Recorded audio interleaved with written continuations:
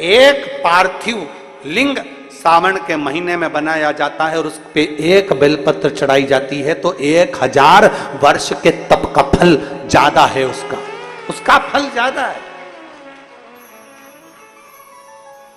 1000 वर्ष से ज्यादा तप के फल से बड़ा फल है पार्थिव शिवलिंग का निर्माण श्रावण महीने में कर एक बेलपत्र समर्पित कर। एक बेलपत्र करिए आप लोगों ने, किस किसने पूजन करी, जरा हाथ उठाओ। सभी ने करा है, रखो वापिस। आप जरा विचार करिए कि हजारों वर्ष के पूजन के फल के बराबर एक पार्थिव लिंग के निर्माण को और एक बेलपत्र समर्पित करने का फल प्राप्त हो जाए। एक बेलपत्र में वो बल हो जाता है पार्थिव लिंग पूजन के श्रावण महीने के। हमसे लोग कहते हैं क्या पड़ी तुमको सावन महीने में शिवलिंग का निर्माण करवाना, पूजन करवाना, ऑनलाइन करवाना, क्यों? हम कहते हैं भूलवश भी अगर कोई अपने घर में सावन के महीने में पार्थिव लिंग का निर्माण कर लेता है, पूजन कर लेता, भूलवश भी, और एक बेलपत्र समर्पित कर देता है, उसको हजारों वर्ष का पुण्य फल तप का तो वैसे ही प्राप्त हो।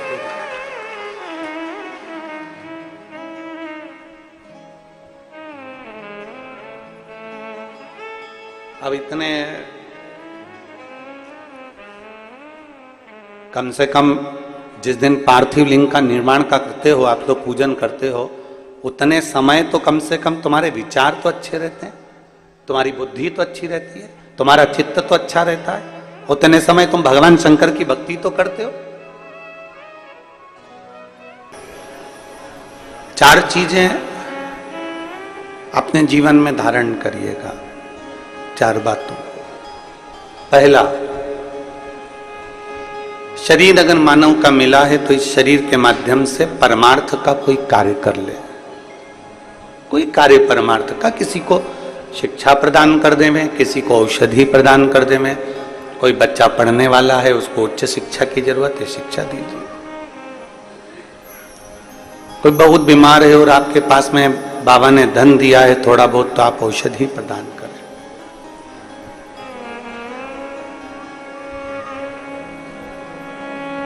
पहला है परमार्थ का कार्य करना, जितना बन सके शरीर के द्वारा किसी का हित करने का प्रयास करें। दूसरे नंबर पर, पृथ्वी पर अगर हमारा जन्म हुआ है, मृत्यु लोक में यदि हम आए हैं, तो प्रयास करो कि इस पृथ्वी पर अपना पूरा कर चुका कर जाओ। पूरा कर कैसे चुकता है? तो कहा जब मनुष्य मरता है और मरने के बाद जब वो जाता है तो एक कर्जा उसके माथे पर रह जाता है। एक कर उसके माथे पर रह जाता है, वो है प्रकृति ऋण। वो मर गया और अपना प्रकृति ऋण वो चुका कर नहीं गया। प्रकृति ऋण किसको कहते हैं? कि मरने के बाद उसको लकड़ी में जलाया गया, जो लकड़ी में वो जला, वो लकड़ी उसकी खुद के घर की नहीं थी। जिस लकड़ी में वो जला, जिस लकड़ी में उसके अग्नि दी गई, जिस लकड़ी से उसका अंतिम संस्कार किया गया, वो लकड़ी उसके घर की नहीं थी। मरने से पहले एक प्रकृति का ऋण भी चुका कर जाओ कि पृथ्वी पर आए हो तो एक वृक्ष जरूर लगा कर जाओ, यह हमारे प्रकृति का ऋण चुकाने के बराबर। 4 बातें हमारे जीवन की हैं, 4 बातें। प्रथम, परमार्थ का कार्य कर लें। दूसरा, प्रकृति का ऋण चुका कर जाए। तीसरे नंबर पर है, बन सके, पृथ्वी पर अगर जन्म लिया है और बन सके तो एक कन्या का कन्यादान जरूर करो, जरूर करो। एक बेटी का, एक कन्या का कन्यादान जरूर करें। और चौथे नंबर का है कि पृथ्वी पर अगर आप जन्म लिए हो मृत्यु लोक में यदि आए हो और पृथ्वी पर यदि आपका जन्म हुआ है, पृथ्वी पर यदि आप जन्मे हो, तो मरने से पहले प्रयास करो कि किसी शिवालय में, किसी देवालय में पहुंचकर एक क्षण, 1 मिनट उस शिवालय की थोड़ी देर की सेवा करो। ज्यादा सेवा से मतलब ये नहीं है कि आप बहुत समय तक, बहुत लंबे समय तक आप शिवालय में बैठे रहें और उसकी सेवा करते रहें, ये नहीं। एक क्षण की भी अगर आपने सेवा करी है किसी शिवालय में, किसी देवालय में, तो आपको उसका फल प्राप्त होगा, आपको उसका फल मिल जाएगा। और मैंने तेरे ही भरोसे बाबा, तेरे ही भरोसे हवा बिच उड़ती जावागी बाबा, डोर हटो छड़िया में कटी जावागी। भोले मैं तेरी भक्त, शंभो मैं तेरी भक्त। मृत्यु लोक में जन्म लेने के बाद 4 कार्य जरूर करिए, जरूर करिए। परमार्थ करिए, प्रकृति का ऋण चुकाइए, एक बेटी का, एक कन्या का कन्यादान जरूर करिए, भले अपने घर की हो चाहे पराये के घर की,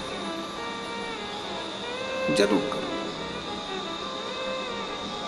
और किसी देवालय शिवालय में अगर गए हो तो सेवा करो। दुनिया में सेवा का सबसे बड़ा क्रम है, सेवा से बढ़कर दुनिया में कुछ भी नहीं। अभी भिलाई की कथा में एक बात कही थी, आप लोगों के स्मरण में होगा, कि हनुमान जी के मंदिर में राम जी का होना जरूरी नहीं है। सुना था कथा? हनुमान जी के मंदिर में राम जी का होना जरूरी नहीं है। भिलाई की कथा में कहा था, पर राम जी के मंदिर में हनुमान का होना जरूरी है, क्योंकि उन्होंने सेवा करी है और सेवा के क्रम को उन्होंने बढ़ाया। जब सेवा के क्रम को बढ़ाया तो वो सेवा जिसने करी है वो जगत में पुजाना भी तो चाहिए। जिसने सेवा करी है वो जगत में पुजाए भी तो, जिसने सेवा करी है वो जगत में श्रेष्ठ कर भी तो।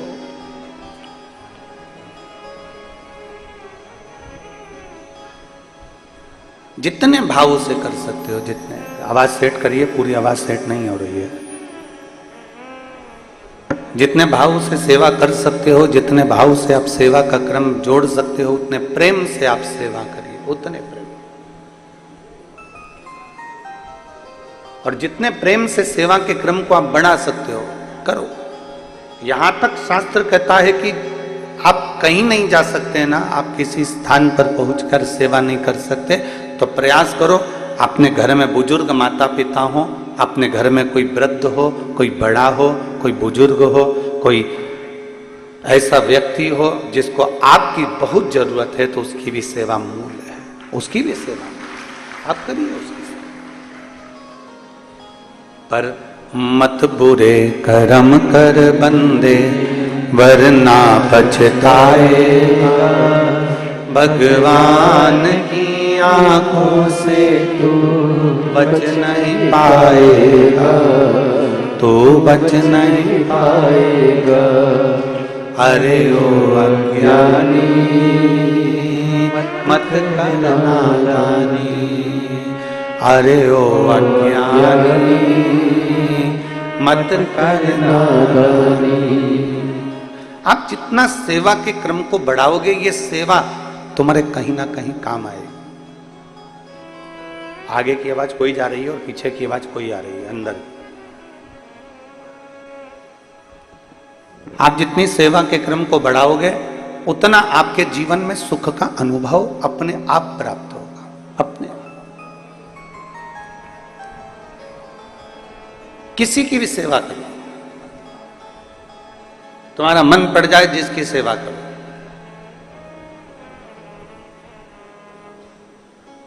और याद रखना, सेवा करने के बाद में भूल जाना, बार बार जताना नहीं। सेवा करने के बाद हमें बार बार जताना नहीं है कि हमने तुम्हारी इतनी सेवा करी तो तुमने क्या फल दिया।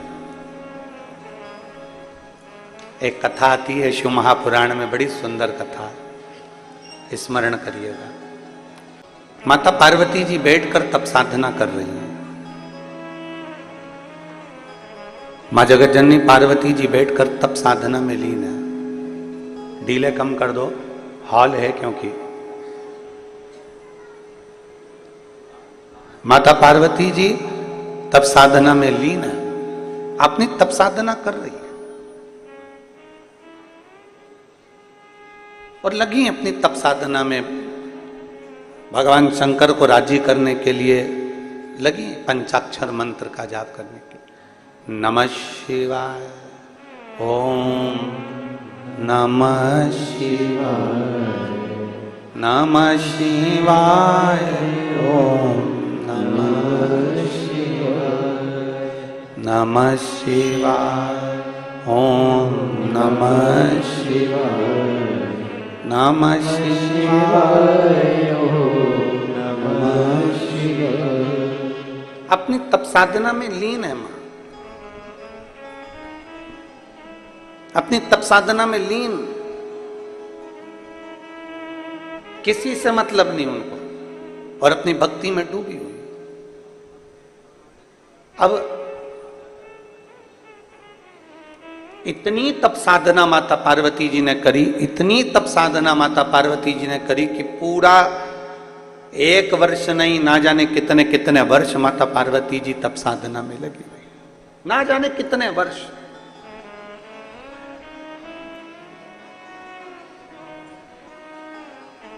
और ना जाने कितने वर्षों तक माता ने जब तप साधना करी, बहुत वर्षों तक तप साधना में जब माता पार्वती जी डूबी रही, डूबी रही, डूबी रही। श्रावण का महीना आ गया, पार्वती जी के स्मरण में, क्योंकि जो नेत्र बंद करके बैठा है, भगवान के विरल भक्ति में डूबा हुआ है, भगवान के भजन में डूबा हुआ है, भगवान के स्मरण में डूबा हुआ है, उसको ध्यान नहीं रहता कि कब सावन आ गया, कब भादो आ गया, कब कुंवार आ गया, कब कार्तिक आ गया, कब कौन सा महीना आ गया, उसके ध्यान में नहीं आता। घड़ी कौन देखता है? सत्संग में बैठे हो, कथा में बैठे हो, पूजन में बैठे हो, भजन में बैठे हो और कीर्तन में बैठे हो और घड़ी देख रहे हो, तो समझ लो कि तुम्हारा मन कथा में नहीं लगा, तुम्हारा मन सत्संग में नहीं लगा, तुम्हारा मन भगवत भजन में नहीं लगा, तुम्हारा मन भगवान के कीर्तन में नहीं लगा। भगवान की सेवा में घड़ी देखने का कार्य नहीं होता। आपका काम है भगवान की कथा सुनना, आपका काम है संकीर्तन करना, आपका काम है सत्संग करना, और तुम्हें हाथ में घड़ी भले बंधी है पर तुम्हें नहीं देखना है। देखना किसको है? आप अगर कथा में बैठे हो, आप अगर शंकर के मंदिर में बैठे हो, आप अगर सत्संग में बैठे हो, आप अगर भगवान का भजन कर रहे हो, भगवान के मंदिर में सेवा कर रहे हो, तो तुम्हें घड़ी नहीं देखना है। उस भोलेनाथ को तुम्हारी घड़ी देखना है कि तेरी घड़ी कैसी चल रही है, तेरी घड़ी को कैसे सुधारना, कैसे तुझे सुधारना है, कैसे तुझे श्रेष्ठ किया जा सकता है, कैसे तुझे ठीक किया जा सकता है, कैसे तुझे श्रेष्ठता दी सकते हैं। वो घड़ी उसको देखना, तुम्हें नहीं देखना। तुम तो अपनी मस्ती में भगवान माता पार्वती जी का चरित्र कर रहा है, माता पार्वती जी की कथा कर रही है, पार्वती जी अपनी मस्ती में मस्त। और कहते हैं ना,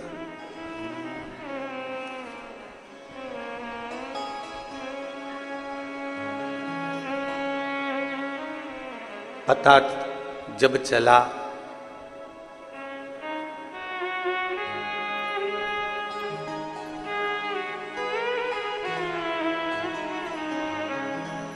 पता जब चला मेरी हंसती का मुझको, पता जब चला मेरी हस्ती का मुझको सिवा मेरे अपने यहाँ कुछ नहीं, सिवा मेरे अपने यहाँ कुछ नहीं। मुझे मेरी मस्ती कहाँ लेके आई, मुझे मेरी मस्ती कहाँ लेके आई, कहाँ लेके आई, यहाँ लेके आई, कहाँ लेके आई, यहाँ लेके आई। मुझे मेरी मस्ती कहाँ लेके आई, मुझे मेरी मस्ती कहाँ लेके आई। सभी में केवल तेरा ही एक आसरा, तेरी ही एक स्वरूप, सब में तू समाया, कोई दूसरा दिखा ही नहीं।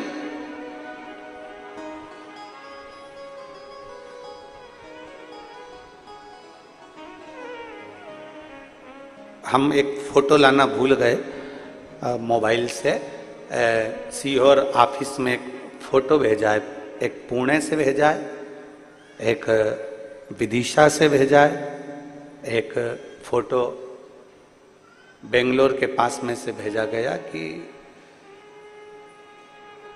अंधशाला के बच्चों ने टीवी पर कथा सुनकर अपने अपने टीचरों से कहा कि वो गुरुजी ऑनलाइन शिव पुराण में भगवान शंकर की कथा का वर्णन किए हैं, अभिषेक का वर्णन किए हैं, हमको भी अभिषेक करना। अंधशाला के बच्चे, एक जगह से आया कि मुकबधीर बच्चे, हमको भी अभिषेक करना है।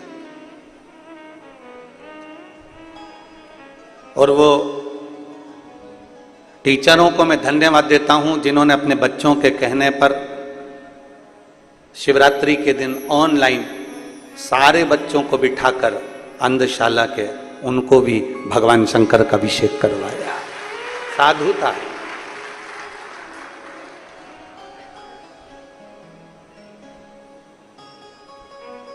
कभी कभी कोई ऐसे फोटो और वीडियो भेज देते हैं। एक कुछ दिन पहले एक वीडियो किसी ने सीहोर भेज दिया था कि कोई बिल्ली एक अलमारी पे चढ़ के बैठ गई और वो टीवी पर पूरी कथा सुन रही। शायद आप लोगों ने वो वीडियो अगर आया होगा तो आप लोगों ने देखा, पूरी कथा सुन रही। और आस्था वालों के पास में अगर वो वीडियो है तुम्हारे मोबाइल में तो ऑनलाइन अगर चल रही है तो उन पर जरूर दिखाना है आपके पास में। जरा उसको ऑनलाइन वालों को भी आस्था चैनल पे भी जरा दिखाओ एक बार। वो अंधशाला वाला तो हम आज लाए नहीं फोटो सीहोर से जो आया, पर वो बिल्ली भी शिव महापुराण की कथा श्रवण कर रही है।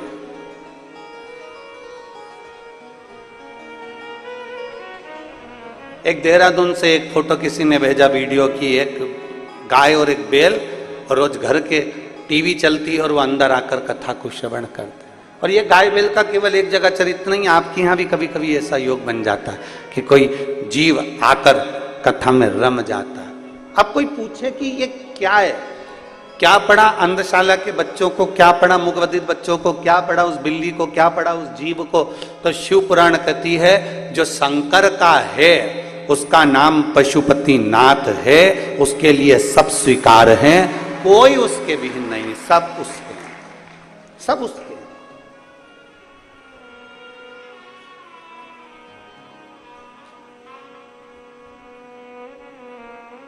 सब उसी के हैं।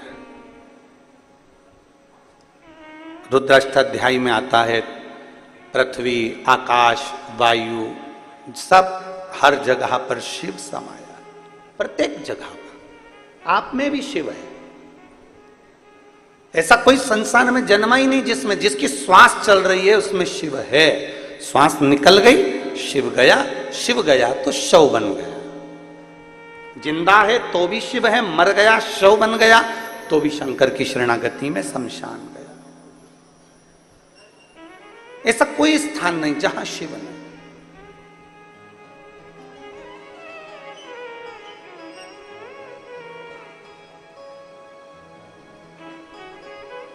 पता जब चला मेरी हस्ती का मुझको, पता जब चला मेरी हस्ती का मुझको, सिवा मेरे अपने यहाँ कुछ नहीं, सिवा मेरे अपने यहाँ कुछ नहीं।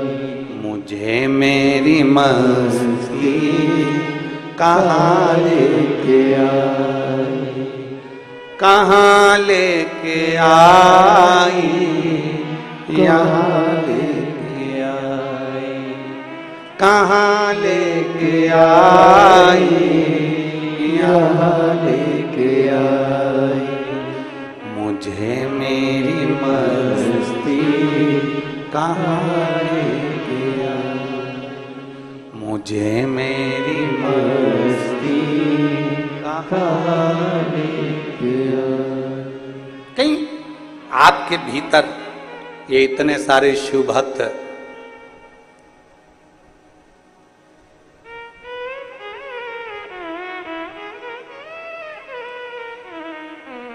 इतने सारे शिव भक्त इतने बड़े राजनंद गांव में से अगर मेरे बाबा ने बेलपत्री जैसे पेड़ में से छाट छाट कर डलिया में इकट्ठी करते हैं, आप सब शंकर भगवान की बेलपत्र हो जिसको शिव ने स्वीकार कर लिया शिव पुराण के। मेरे बाबा ने आपको अपने लिए बुला लिया शिव भक्ति के लिए। कहीं शिव तत्व है, आपके भीतर का विश्वास, आपके भीतर का भरोसा प्रबल है।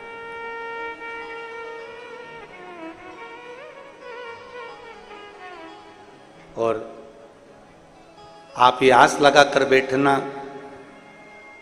आस किसी दूसरे से नहीं, संसार वालों से आस लगाओगे तो टूटेगी, पर मेरे भोलेनाथ से आस लगाओगे तो कभी नहीं टूटने वाली, वो झोली भर कर ही भेजेगी।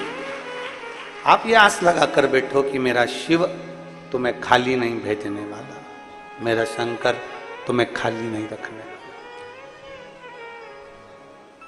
एक विश्वास के साथ तुमने उसको भजा, एक भरोसे के साथ तुमने शंकर को भजा है तो खाली नहीं रहेगा। पार्वती मैया तप साधना में लीन थी, उनको शुद्ध नहीं है कि कब सावन निकल रहा है, कब श्रावण का क्रम चल रहा है, उनकी शुद्धता में है ही नहीं। घड़ी वहां देखी जाए जहां समय ना कटे। दो व्यक्ति हैं, एक नौकरी करने वाला और एक दुकान करने वाला। नौकरी करने वाला व्यक्ति 5 बजे उसकी ड्यूटी खत्म होने वाली है, या सुबह 8 बजे ड्यूटी खत्म होने वाली है, या सुबह 10 बजे ड्यूटी खत्म होने वाली है, उसके 1 घंटे पहले वो घड़ी देखना चालू कर देता है, बैग समेटना चालू कर देता है, काम समेटना चालू कर देता है। और दुकान वाला व्यक्ति जो व्यापार कर रहा है, जो व्यापार में लगा हुआ है, वो काम नहीं समेटता। अगर 4 ग्राहक ज्यादा आ गए तो उनको भी सामान दे देता है, और आ गया और सामान दे देता है, और आ गया और सामान दे देता है। फिर आराम से 10 भी बज गई ना, क्योंकि अपना काम है, अपने को करना है। नौकर कह रहे हैं सेठ जी 9 बज रहा है, सेठ जी बोले चुप रहे, तेरे को जाना चले जा। पर दरवाजे पर अगर कोई ग्राहक आया है तो मैं उसको खाली नहीं जाने दूंगा, वो आया है तो मुझे काम करना पड़ेगा। नौकर चले गया, सेठ जी लगे रहे लगे रहे लगे रहे।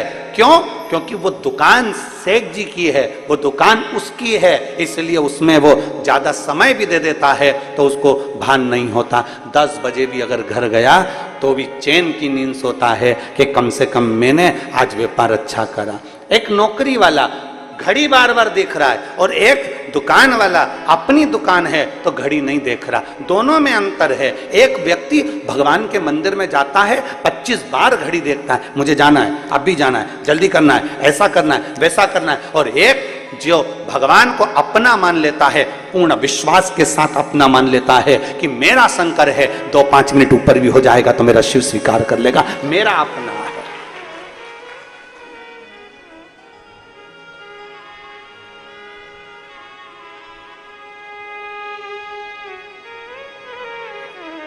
ये मेरा अपना है। थोड़ा समय ज्यादा भी लग गया तो ये मेरा अपना है, इसको कैसे छोड़, कैसे? कहीं शिव आपको अपना लगे, कहीं भगवान शंकर आपको अपना लगे तो स्वीकृत हो।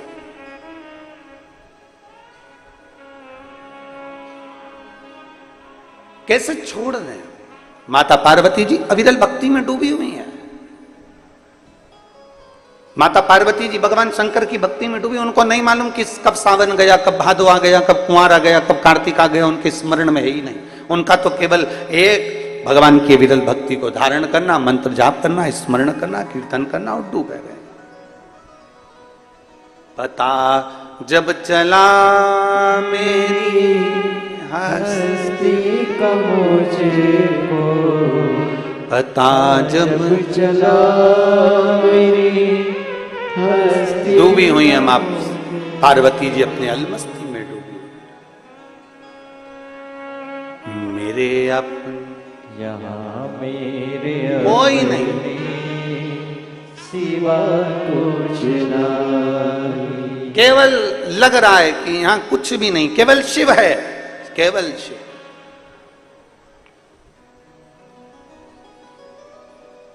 उसके सिवाय कुछ भी नहीं।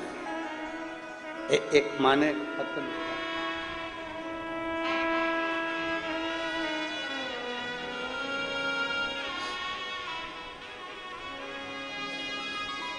फूलबाई साहू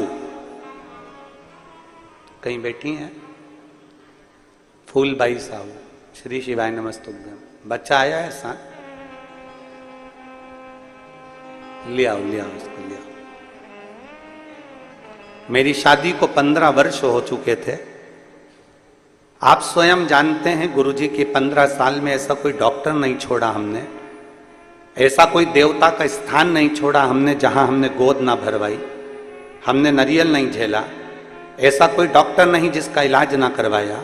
टेस्ट बेबी भी हो, चाहे ऐसा कोई काम हो जो हमने संतान के लिए सब कुछ कराया, पर औलाद का सुख 15 साल तक नहीं आया। 15 वर्ष तक औलाद का सुख नहीं आया। 15 साल जब औलाद का सुख नहीं आया, तब हमने किसी दूसरे के कहने पर शिव महापुराण की कथा को श्रवण करना प्रारंभ करा, और भगवान शिव की कृपा से, बाबा की कृपा से, सफेद आंकड़े की जड़ बेलपत्र के प्रयोग से 2022 में बाबा की ऐसी कृपा हो गई कि मेरे घर में संतान की प्राप्ति हो गई। एक शिव कृपा, एक शंकर की उदारता, भगवान शिव की करुणा, भगवान शिव की कृपा, उसकी दया, उसकी उदारता सहज नहीं होती है। 15 वर्ष के बाद भी अगर वो झोली भर रहा है, 15 वर्ष के बाद भी अगर वो औलाद दे रहा है, तो कहीं ना कहीं उसकी कृपा, आपके भीतर कुछ विश्वास, आपके भीतर कुछ भक्ति, आपके भीतर कुछ जागरूकता, आपके भीतर शंकर के प्रति दृढ़ता बड़ी हो। आपके भीतर शिव भक्ति बड़ी होगी।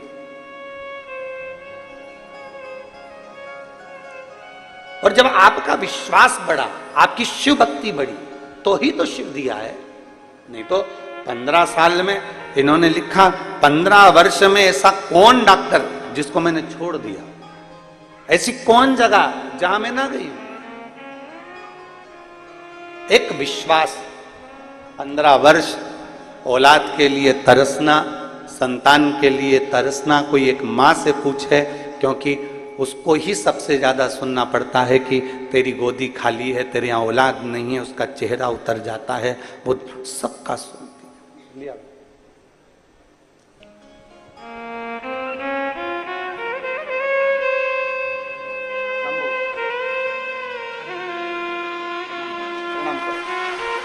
प्रणाम करो।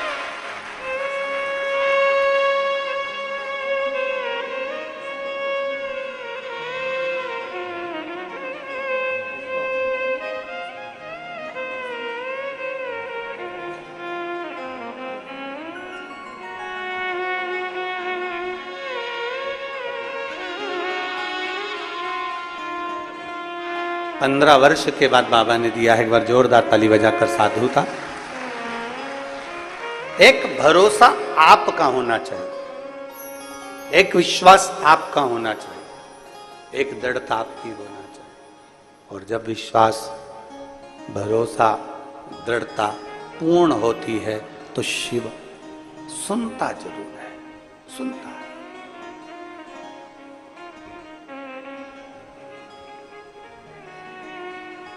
पार्वती मैया लगी तप साधना में लीन। माता पार्वती जी जब तप साधना में लीन हो गई, सुध ना पड़ी, ध्यान नहीं आया। अभी आपको कथा में कहा कि 4 बातें अपने स्मरण में रहे, उसमें सबसे पहली बात कौन सी कही? जम के बोलो जरा, परमार्थ करना। कितना बड़ा क्रम है। माता पार्वती जी का चरित्र बता रहा है, मां पार्वती जी का संवाद बता रहा है कि माता पार्वती जी तप साधना में डूबी थी। तभी एक छोटा सा बच्चा रो रहा था और उसके पास में एक घड़ियाल, एक मगर उस बच्चे को पकड़ने के लिए जा रहा था। बच्चा चीख चीख कर रो रहा।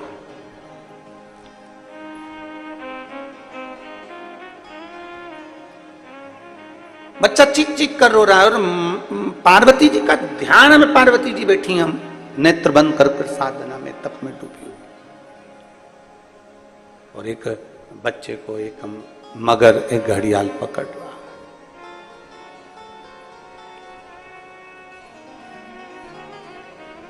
तब करते करते करते करते बच्चे के रोने की आवाज पार्वती जी के कानों में गई।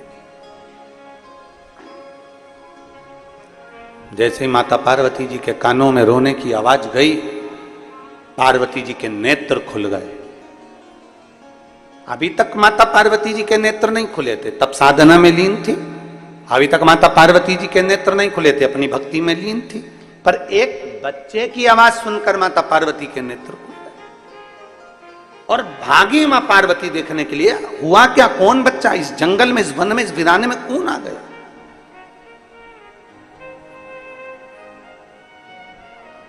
इस वीराने में कौन ऐसा बच्चा आ गया? इस वीराने में कौन पहुंच गया? जरा जाकर देखूं तो सही।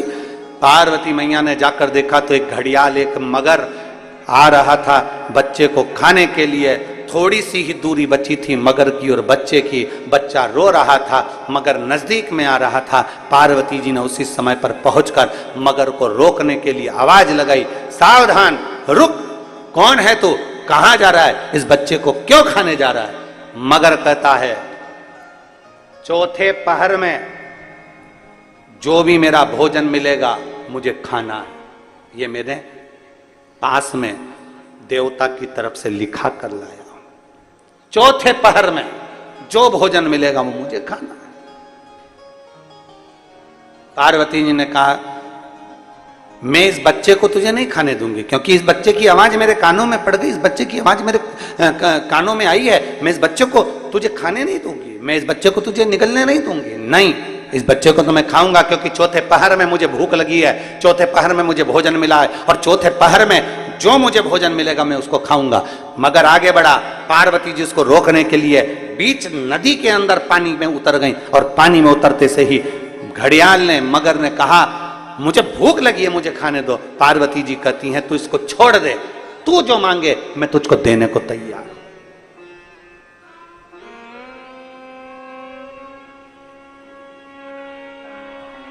जो तू मांगेगा मैं तुझे दे दूंगी, पर तू इसको छोड़।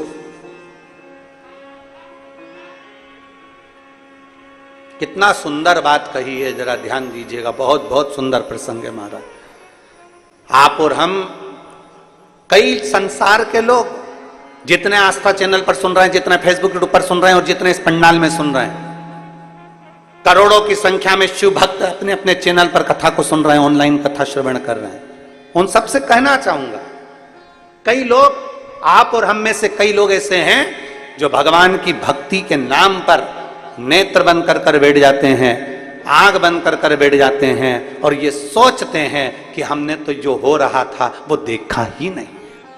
शिव महापुराण की कथा कहती है, अगर तुम भजन कर रहे हो, तुम घर में सेवा कर रहे हो, तुम आराधना कर रहे हो, तुम पूजन कर रहे हो, तुम शंकर जी से लाड लड़ा रहे हो, तुम भगवान शंकर को जल चढ़ा रहे हो, तुम शिव की स्तुति कर रहे हो, और मालूम पड़े किसी व्यक्ति पर, उसी स्थान पर जहां तुम पूजन कर रहे हो, जहां तुम आराधना कर रहे हो, उस स्थान पर किसी व्यक्ति पर अगर कोई कष्ट दे रहा है, तो प्रथम फर्ज तुम्हारा बनता है कि पूजन से पहले परमार्थ का कार्य करना है। भैया थोड़ा रुकिए, भैया थोड़ा सावधान होइए, उसके पांव में चोट लग गई, भैया उसको हाथ में लग गई, भैया उसको ऐसा हो गया। पहले जल, संत तुकाराम जी महाराज का चरित्र कहता है, संत नामदेव जी महाराज का चरित्र कहता है, प्रयागराज से जल भरकर रामेश्वर को कावड़ चढ़ाने के लिए गए थे संत, और संत जब कावड़ चढ़ाने के लिए प्रयागराज से जल भरकर, त्रिवेणी का जल भरकर जब पहुंचे रामेश्वर धाम के लिए, तो बीच रास्ते में चलते चलते चलते चलते उनको एक गधा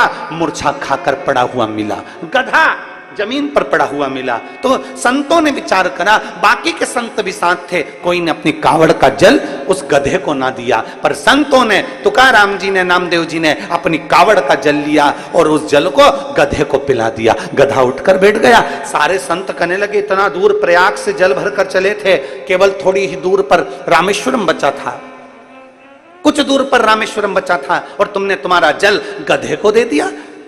संत तुकाराम नामदेव जी कहते हैं, जल जिसके लिए लेकर चले थे वो जल उसने यहीं स्वीकार कर लिया, उसमें क्या दिक्कत है, क्या दिक्कत है? तुझ में रब दिखता है यारा में क्या करूं? हर एक में परमात्मा नजर आए, हर एक में भगवान नजर आए, हर एक में परमात्मा का दीदार हो जाए, इससे बढ़कर सुख और क्या हो सकता है? गधे में उसने परमात्मा को, भगवान, संतों ने गधे में भगवान का दर्शन किया, तो भगवान उसी जगह पर जब जल चढ़ा दिया, और जल चढ़ाने के बाद जैसे ही संत चलने लगे, तो वो गधा अपने मनुष्य देह में आकर बोलता है कि तुमने मुझे कृतार्थ कर दिया, धन्य कर दिया।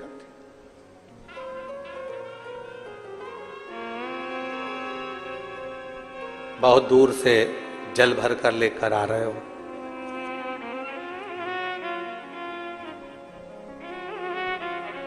बहुत दूर से जल लेकर आ रहे हो, और दूसरे को अगर कष्ट दे रहे हो, दूसरे को त्राण दे रहे हो, कष्ट दे रहे हो, परेशान कर रहे हो, किसी को कुछ कह रहे हो, तो ये श्रेष्ठता नहीं बन सकता, उसमें एक आनंद का अनुभव नहीं हो सकता।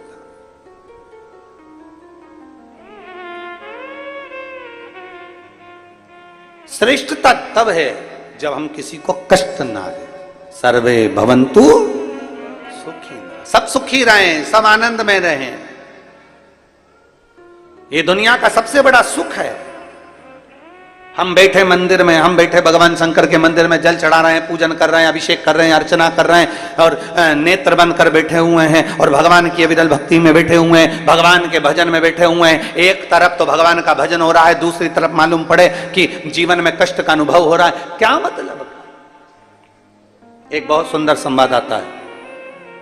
एक पुजारी जी थे, वो पुजारी जी भगवान के मंदिर में पूजन करते थे, और पूजन करते थे, बड़े दुखी बड़े थे, बहुत दुख था उनके जीवन में, ना काम ना धंधा, बच्चे भूखे रहते, पत्नी भी परेशान रहती, पूरा परिवार परेशान रहता। पुजारी जी भगवान शंकर के मंदिर में पूजन करते, अब बड़े दुखी, बड़े दुखी।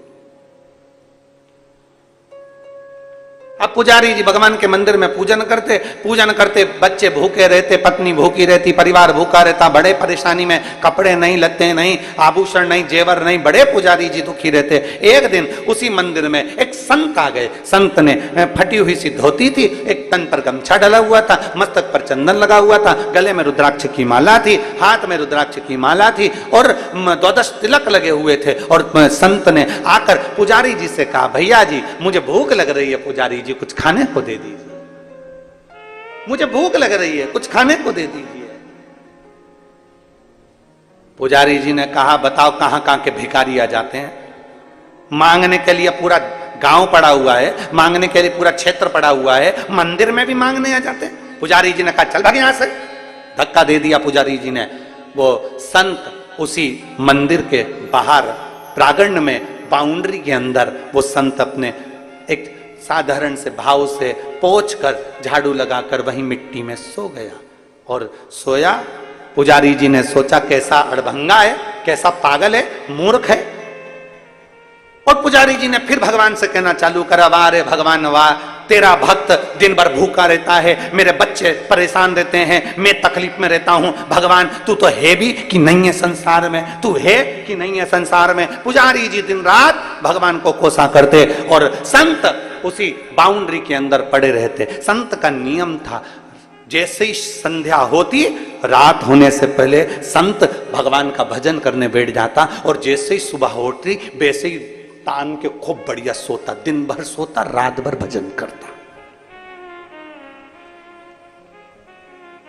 अब पुजारी जी ने देखा कि इसको जब भी, अब पुजारी जी तो दिन में आते, पुजारी जी को क्या मालूम कि रात में कितना भजन करता। पुजारी जी दिन में आते, दिन में देखते तो वो तो बढ़िया चांद के सो रहा। पुजारी जी उसको दिन रात गाली देते, कैसा बताओ किस में का है, कैसा अकल नहीं है, ना जाने कहां से आ गया, कैसा अड़भंगा है, ये संत है, ये साधु है, ये तपस्वी है, देख लो भगवान। और ऐसे ऐसे संत ये पड़े हुए हैं। और खूब कोसे पुजारी जी, खूब कोसे, और फिर भगवान को भी कि तू मुझे तो भूखा मार दिया, भगवान तू तो मुझे कुछ खाने को ही नहीं देता, मेरा परिवार दुखी, ये दुखी वो दुखी। अब संत इतने रात को भजन करे, दिन में सोए, भगवान की ऐसी कृपा कि गांव के लोग भी आए ना तो संत को कोई मालपुआ देके चले जाए, कोई जलेबी देकर चले जाए, कोई पूड़ी देकर चले जाए, कोई कचौड़ी देकर चले जाए, और पुजारी जी को कोई कुछ नहीं देके जाए। अब तो पुजारी जी और आग बबूला,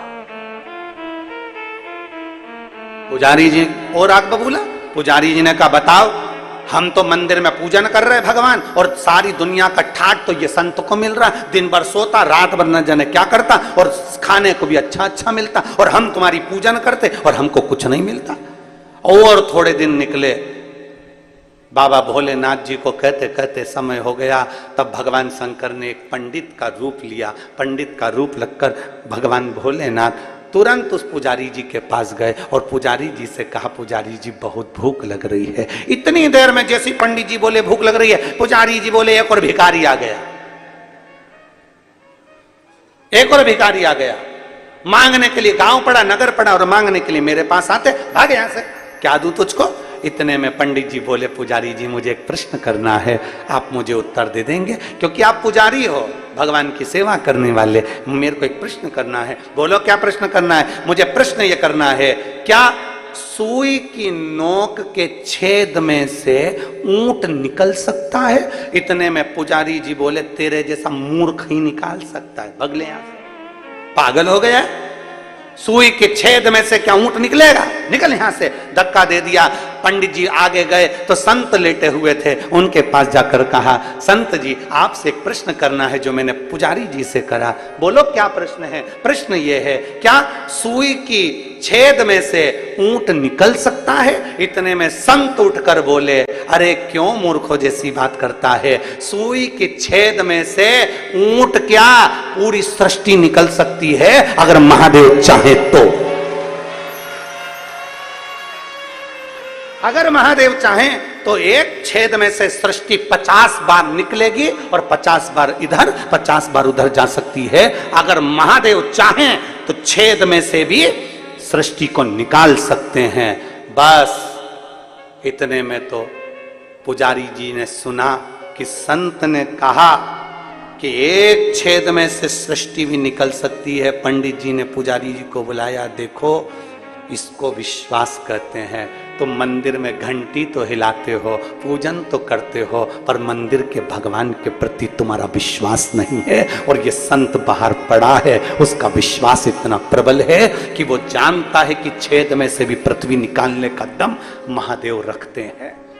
अगर पृथ्वी को निकालने का दम रखते हैं, पृथ्वी को बार बार निकालने का दम रखते हैं, तो तेरे पेट भरने की जवाबदारी भी महादेव रखते हैं। पर कब जब तेरा विश्वास प्रबल हो जाए, जब तेरा भरोसा प्रबल हो जाए। संत पड़ गया, उसको मालूम है भोजन देगा महादेव, खिलाएगा महादेव, रखेगा महादेव, और हम ये सोचते हैं कि हम पूजन कर रहे हैं, भगवान का श्रृंगार कर दिया हमने, भगवान का ये कर दिया हमने, भगवान का वो कर दिया हमने, तो इतना करा हमने, तो इतना करा। कई लोग ऐसे होते हैं, हमने तुम्हारी इतनी सेवा करी, तुमने हमको दिया ही क्या, तुमने फिर फल पाया क्या? तुमने विश्वास भरोसा भगवान के प्रति प्रबल रखो। जिस दिन भरोसा प्रबल होगा उस दिन शिव तत्व जरूर प्राप्त होगा, शंकर जरूर मिलेगा। एक पत्र है,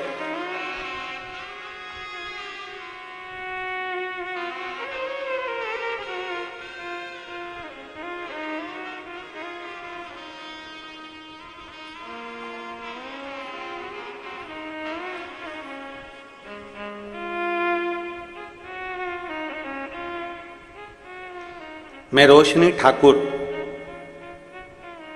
पति चंदन सिंह ठाकुर, चंद्रा कॉलोनी, राजनंद गांव से आई हूं। कहीं बैठी हो तो हाथ हिला सकती है। आप ही हैं? श्री शिवाय नमस्तुभ्यम। आ जाओ, बच्चे को लिया लिया। मैं रोशनी ठाकुर, पति चंदन सिंह ठाकुर, चंद्रा कॉलोनी, राजनंद गांव से आई हूं। मेरी शादी को कई साल निकल गए थे। 2-4 साल तक तो हमने इंतजार करा, 5 साल इंतजार करा, 6 साल इंतजार करा, 7 साल इंतजार करा, 8 साल इंतजार करा, पर संतान का सुख नहीं हुआ। गुरुदेव, हमारे यहां संतान का सुख नहीं आया। तब करें तो करें क्या? हम सत्य बोले ना गुरुजी, तो हमारा इतना विश्वास आपकी कथा पर भी नहीं था। सत्य बोले गुरुजी तो हमारा विश्वास कथा पर भी नहीं था और हमारा विश्वास शिव पर भी नहीं था। पर एक बार आपका कथा टीवी पर सुन ली और सुनने के बाद जो भरोसा आप कहते हो कि पूर्ण विश्वास के साथ अगर कोई कार्य करोगे तो भगवान उसको स्वीकार करेगा। अब हमने भी सोच लिया, डॉक्टर का बहुत इलाज करवा लिया, सारी दुनिया में हमने प्रणाम कर लिया, सब जगह से गोदी भरवा ली, औलाद नहीं हुई। अब विश्वास शिव पर करेंगे। अब देगा तो भोलेनाथ देगा, नहीं तो नहीं देगा। इतने साल भी तो नहीं दिया, देना नहीं देना उसकी मर्जी। हमने आपके कहने पर आसन लगाकर टीवी के सामने कथा सुनी, आंकड़े की जड़ का प्रयोग करा, तब भी मेरे घर में औलाद नहीं हुई। एक बार पशुपति व्रत करा, नहीं हुआ। 2 बार पशुपति व्रत करा, नहीं हुआ। 3 बार पशुपति व्रत करा, नहीं हुआ। तब मैंने सोच लिया कि हमने विचार कर लिया कि देगा तो शिव ही देगा। अब किसी के यहां नहीं जाऊंगी और ना किसी के यहां धोख लगाऊंगी। बस 5वीं बार पशुपति व्रत और 5वीं बार सफेद आंकड़े की जड़ का प्रयोग करा, तब जाकर मेरे बाबा ने 22/11/2023 को मेरे घर में संतान दी। मैं बाबा को यहां धन्यवाद देने के लिए। जब पूर्ण भरोसा, विश्वास नहीं है, वो लिख रही है अपने पत्र में, हम आपको पर भी भरोसा नहीं करते, शिव पर भी भरोसा। हमें भरोसा ही नहीं था, हमें विश्वास नहीं।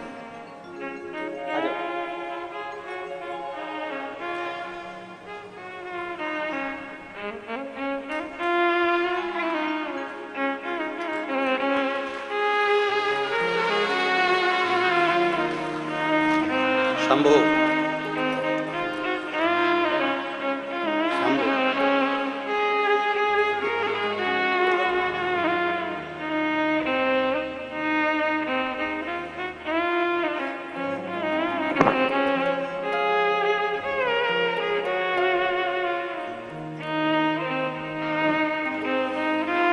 पूर्ण भरोसा।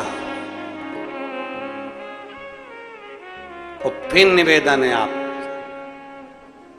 सियोर वाले महाराज पर तुम्हें भरोसा नहीं करना। मानव का शरीर हमारा भी है और मानव का शरीर तुम्हारा भी। हम पर भरोसा नहीं, भरोसा करना शिव महापुराण पर, और भरोसा करना शंकर की कथा पर, और भरोसा करना तुम्हारे 1 लोटे जल पर। तो तुम भरोसे के बल पर, विश्वास के बल पर अग्रण्य जरूर हो। इंसान पर भरोसा नहीं करना है। तुम भी मनुष्य हो, हम भी मनुष्य हैं। मानव का शरीर है, मानव का शरीर है तो हो सकता है गलती हो जाए, पर परमात्मा से कभी गलती नहीं होती। मानव से गलती हो सकती है, मनुष्य से गलती हो सकती है, परमात्मा से। इंसान पर भरोसा नहीं करना है, तुम्हें भरोसा देवाधिदेव महादेव पर करना है। तुम्हें शिव मेरे बाबा दया करना, मैं तेरे भरोसे हूँ। मेरे बाबा दया करना,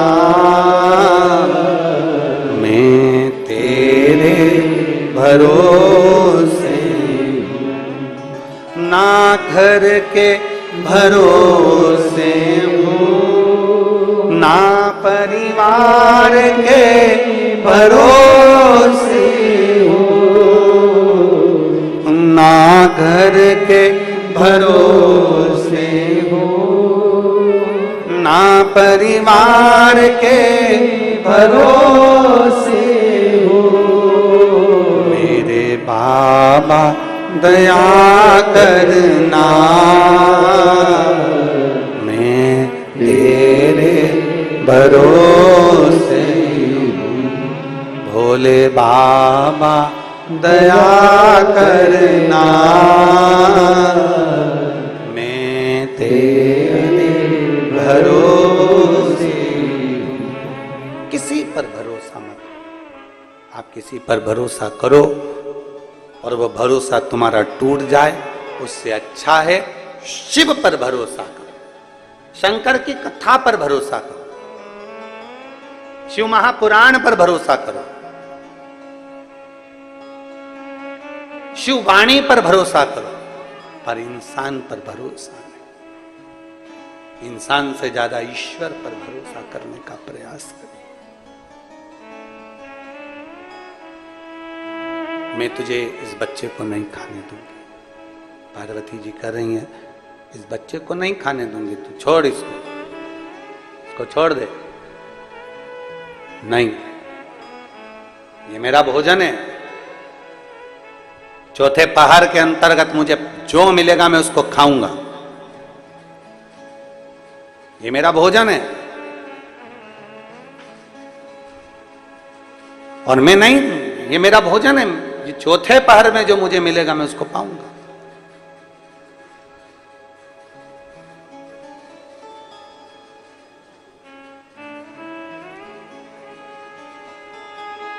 मैं तुझे, चौथे पहर का भोजन है मेरा। एक लाइट में अंदर जाइए।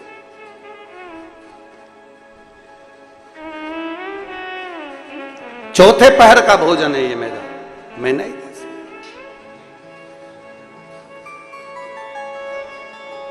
और चौथे पहर के भोजन को मैं कैसे दे दूं तुझको? कैसे दे, कैसे प्रदान करूं? मैं तुझे नहीं दे सकता। पार्वती मैया ने तुरंत बारंबार कहा, माता पार्वती जी ने, मां पार्वती जी बारंबार कह रही हैं, नहीं, इस बच्चे को तो मैं तुझे नहीं खाने दूंगी, ये बच्चा मैं तुझे नहीं दे सकती। तो कुछ और मांग ले, तुझे क्या चाहिए? तू जो बोले मैं तुझे देने को तैयार। बोल तुझे क्या चाहिए? तू जो मांगेगा मैं तुझे देने को तैयार हूं, तू जो कहे मैं तुझे दे दूं। मांग, तुझे क्या चाहिए?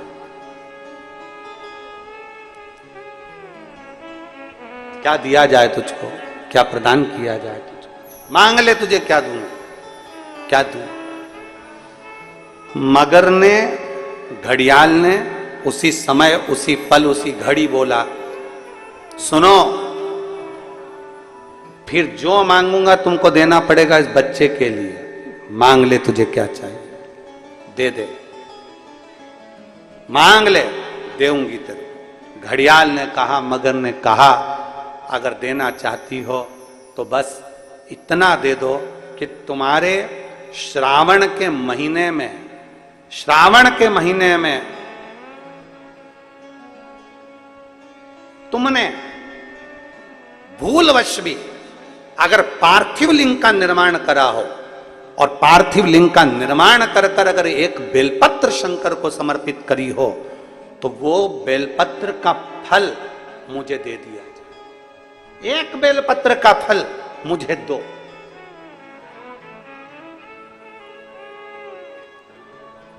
एक बेलपत्र का, हाँ, केवल एक बेलपत्र का फल मुझे दे दीजिए, केवल एक बेलपत्र का फल मुझे प्रदान कर दीजिए, केवल एक बेलपत्र का फल मुझे दे दीजिए।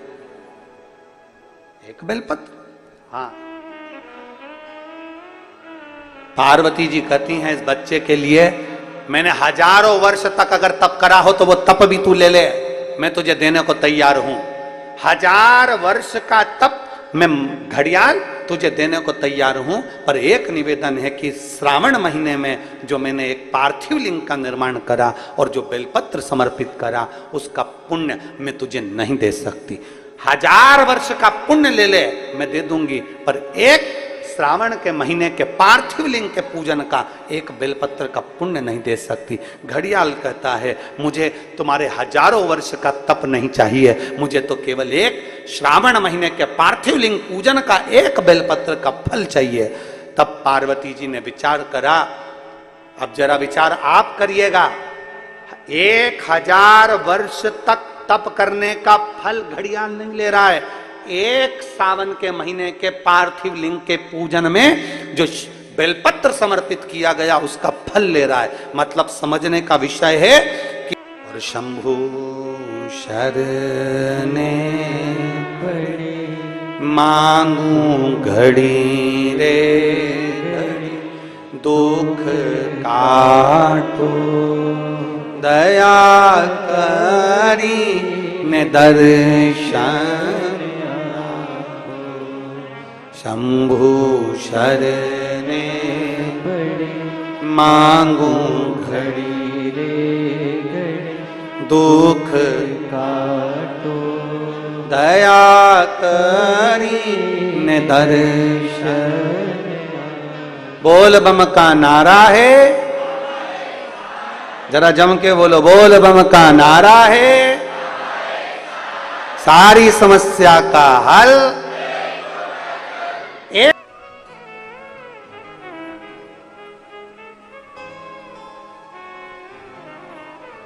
तुम्हारे पास में उस समय पर भक्ति तो अविरल रहती है, भजन का बल तो तुम्हारे पास में रहता है। एक पति पत्नी ने फोटो भेजा है, हम प्रयास करेंगे कल कथा में आप लोगों को वो फोटो भी दिखाने का और उस पत्र को पढ़ाने का भी प्रयास करेंगे कि आस्था चैनल पर वो पत्र भी आप पढ़ें जो उस व्यक्ति ने लिखा। एक पति पत्नी ने, इतनी गरीब परिस्थिति है कि कबेलू में से उसके मकान में 3-4 जगह पर बर्तन रखे हुए हैं, पानी टपक रहा है, घर में बिछाने के लिए कुछ भी नहीं, 3 बच्चों को लेकर दोनों पति पत्नी इतने दीन से और इतने दीन से कि वो अपने घर में शंकर जी के पार्थिव लिंग का पूजन कर रहा है। पार्थिव लिंग का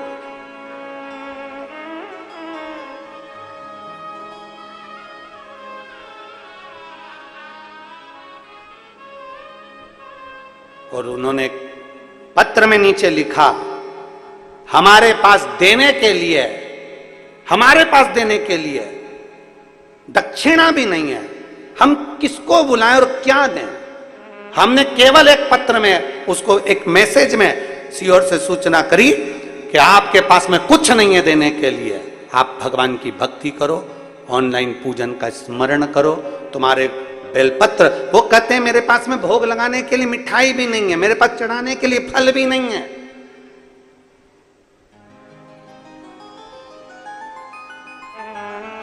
मेरे पास मिठाई भी नहीं, फल भी नहीं। हमने उसको कहलवाया, फल नहीं है कोई बात नहीं, चावल का एक दाना तो है, शंकर जी को समर्पित करना, शिव समझेंगे कि तूने फल चढ़ा लिया। हमारे पास मिठाई नहीं है कोई बात नहीं, हृदय पर हाथ रखना और विचार करना कि मैंने भगवान को भोग लगा दिया, भगवान उसको स्वीकार करेगा।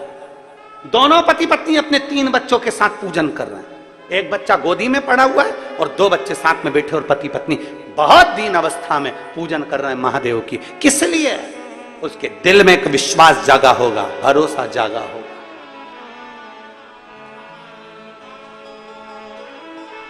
कि कोई जल्दी बनता है, कोई लेट बनता है, पर शंकर को जल चढ़ाने वाला एक दिन सेठ जरूर बनता है। उसके दिल में विश्वास जागृत हुआ होगा, उसके हृदय में भरोसा जागृत हुआ होगा कि मेरे पास देने के लिए कुछ नहीं है, पर मैं महादेव की पूजन करूंगा, शंकर का पार्थिव लिंग का निर्माण करूंगा, पूजन करूंगा, आराधना करूंगा। बेलपत्र चढ़ा दिया, धतूरा चढ़ा दिया, फूल चढ़ा दिया, जो मिल गया भगवान शंकर को समर्पित कर दिया। उसने दिल से पूजन कर, और हम कहते हैं दिल से पूजन अगर करी है तो शिव स्वीकार जरूर करता है और भगवान झोली जरूर भरता है। हृदय से करिए, दिल से।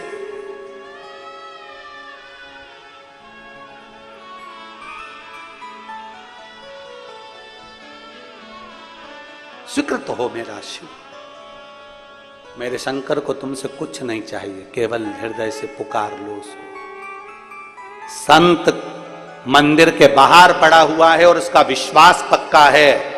पुजारी मंदिर में पूजन कर रहा है पर उसका विश्वास पक्का नहीं है, उसका भरोसा पक्का नहीं है। एक विश्वास अपने भीतर पक्का करिए। जब आपके भीतर भरोसा पक्का होगा तो मेरा महादेव भी देने को तैयार होगा। आप लोग बैठे हैं कथा में, कोई व्यक्ति तो ऐसा बैठा होगा जिसने लोन लिया होगा। तुम लोगों ने लोन लिया होगा, या जो आस्था चैनल पर सुन रहे हैं या फेसबुक यूट्यूब पर कथा सुन रहे हैं, लोन लेते हैं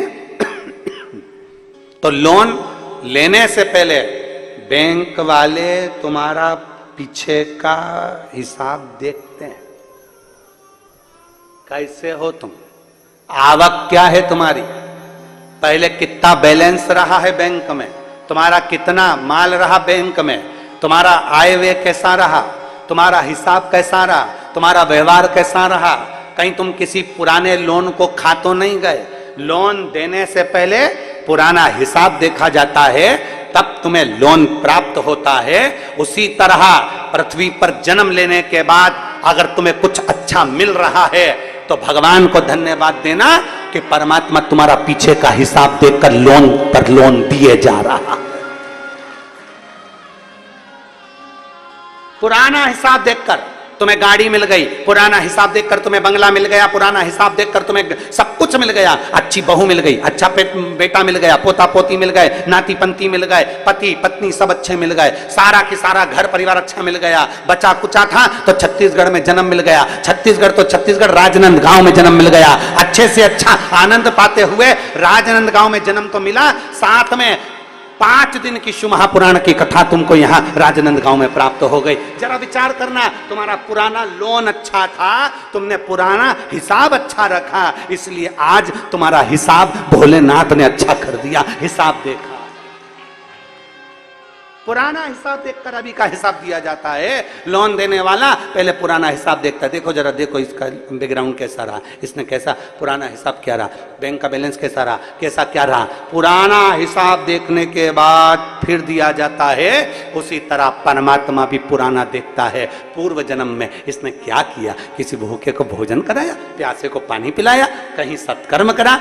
भगवान ने कहा देते जाओ, लोन दिए जाओ दिए जाओ दिए जाओ। पुराना हिसाब मिला, पुराना हिसाब मिला तो कहा दरवाजे पर एक गाय आती थी, उस गाय को रोटी नहीं देती थी, धक्का मार के निकाल देती थी, डंडा मार देती थी और पानी डाल देती थी गाय पर। तो भगवान ने भी कह दिया उसी गाय को इसकी बहू बना के भेज दो, हिसाब पक्का। लोन पुराना बैकग्राउंड देखकर लोन दिया जाता है, पुराना हिसाब देखकर लोन दिया जाता है। अब कोई गाय को बहू बनाकर भेज दिया, अब पहले ये डंडा मारती थी, अब पहले ये रोटी नहीं देती थी, अब वो रोटी नहीं दे रही।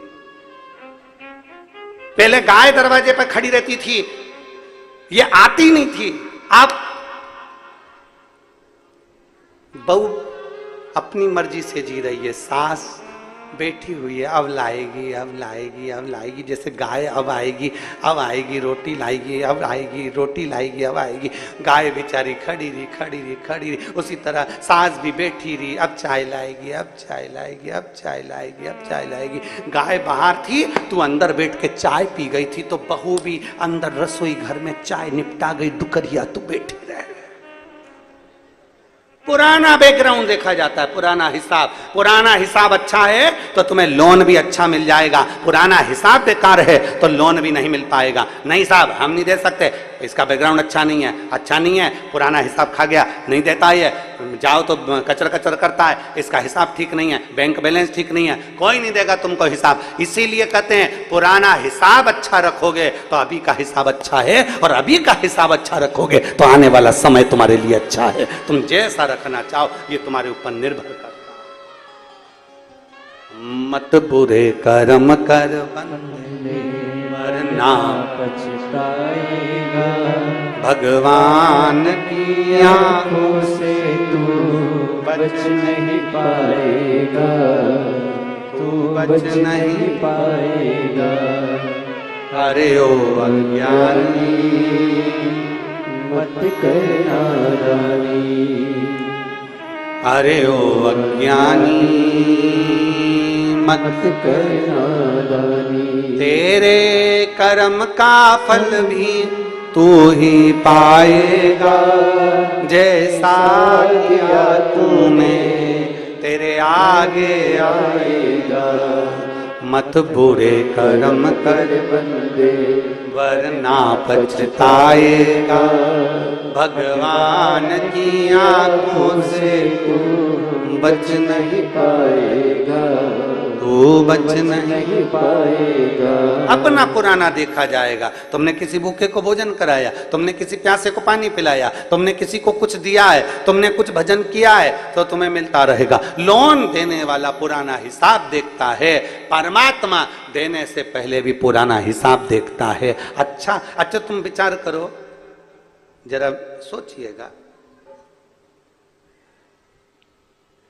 विचार करिएगा कि ऊपर तुमसे पूछा गया था कि मध्य प्रदेश में जाना है कि छत्तीसगढ़। अरे बोलो तो। नहीं। ऊपर पूछा गया था ब्राह्मण के घर में जाना है कि क्षत्रिय के घर में जाना है कि वैश्य के घर में जाना है कि शूद्र के घर में जाना है, पूछा था?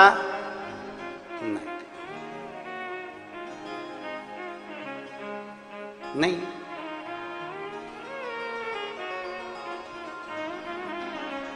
कोई नहीं पूछा। ये तो हमारे ऊपर निर्भर करता है कि हम, तुम्हारे से नहीं पूछा गया पर शिव ने अपनी भक्ति से, अपने स्मरण, अपने स्थान पर बैठकर भगवान देवाधिदेव महादेव से अपने मन की बात बड़े भाव के साथ हृदय से शिव जी से भाव से बोलेंगे, सदा भाव से बाबा से प्रार्थना करें।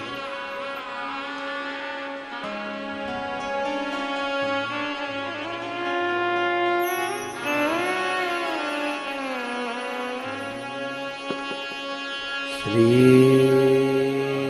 शिवाय नमस्तुभ्यं, श्री शिवाय नमस्तुभ्यं, श्री शिवाय नमस्तुभ्यं, श्री शिवाय नमस्तुभ्यं, श्री शिवाय नमस्तुभ्यं। भोला सब दुख काटो हमारा, ओ भोला सब दुख काटो हमारा। शिव शंकर जपो तेरी माला, भोले बाबा जपो तेरी माला। भोला सब दुख काटो हमारा, ओ भोला सब दुख काटो हमारा। वेश है मंगल मंगलकारी, वेश है मंगल मंगलकारी शमशान वासी हमारा शमशान वासी हमारा भोला सब दुख काटो हमारा भोला सब दुख काटो हमारा। भगवान देवज्ञ महादेव का चरित्र कह रहा है। भगवान शिव की उपासना, शिव कथा कर रही है। 1000 वर्ष का तप माता पार्वती जी देने को तैयार है, पर श्रावण महीने के पार्थिव लिंग पर चढ़ी हुई एक बेलपत्र के पुण्य को, केवल एक बेलपत्र के पुण्य को घड़ियाल मगर लेना, केवल एक बेलपत्र का पुण्य।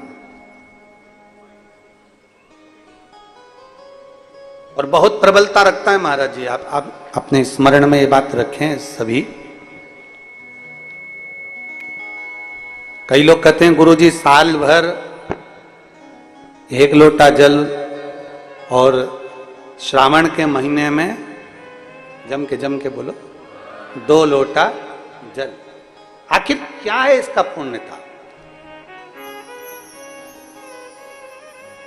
1 लोटे जल की पुण्यता आपके लिए है, और दूसरा जो लोटा है कभी किसी जीव को, कभी किसी परिवार बंधु सखा जो कोई भी हो परिवार आदि में, और उनको कोई तकलीफ है तो अपने 1 लोटे जल का पुण्य आप उसको दे सकते हो। श्रावण के महीने के जो 2 लोटे जल आपने समर्पित करे हैं, उसका 1 लोटा जल का पुण्य आप दूसरे को दे सकते हो। आपके पास में वो एक्स्ट्रा पुण्य है। आप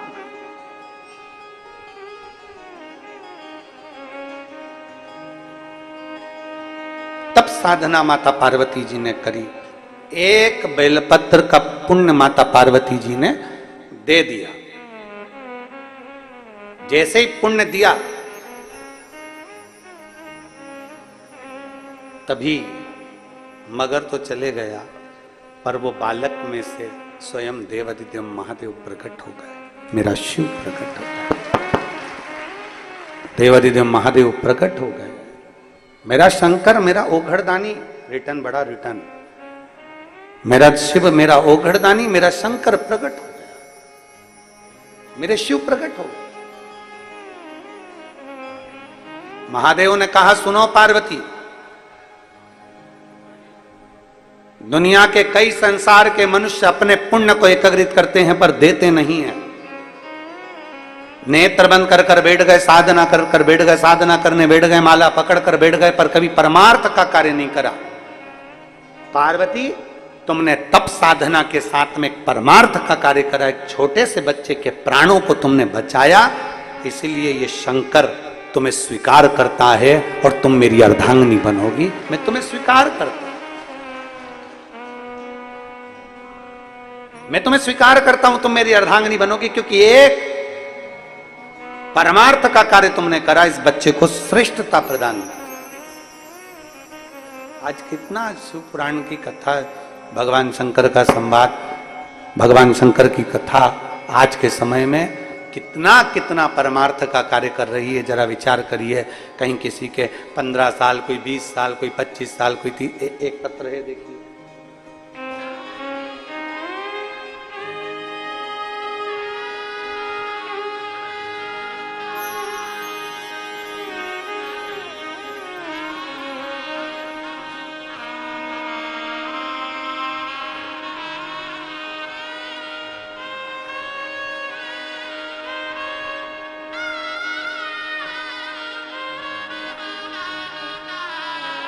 श्रीमती आशा साहू, पति श्री अश्वनी कुमार साहू,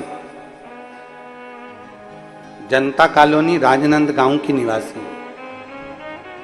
आप ही हैं? श्री शिवाय नमस्ते। आ जाइए, एक बेलपत्र ले जाइए, आ जाओ, एक बेलपत्र ले जाइए। श्रीमती आशा साहू, पति श्री अश्वनी कुमार साहू, जनता कॉलोनी राजनंद गांव की निवासी हूं। मैं भोले बाबा का क्या गुणगान करूं गुरुदेव।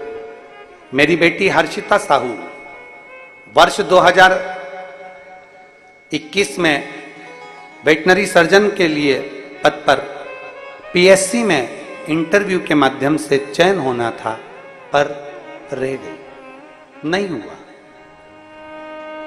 बेटी निराश हो गई। उसने विचार कर लिया कि मां अब नहीं दूंगी, ये विचार करा। तब बेटी ने आपके मुख से कथा को सुना और उसके दिल में फिर ऊर्जा जागी और उसने विचार कर लिया कि वो सीहोर वाला महाराज कहता है कि हिम्मत कभी नहीं हारना, अपने कर्म के प्रति जागरूक रहना। फिर मेरी बेटी ने सोच लिया अब की बार फिर एग्जाम देती। 21 में मेरी बेटी ने एग्जाम दिया।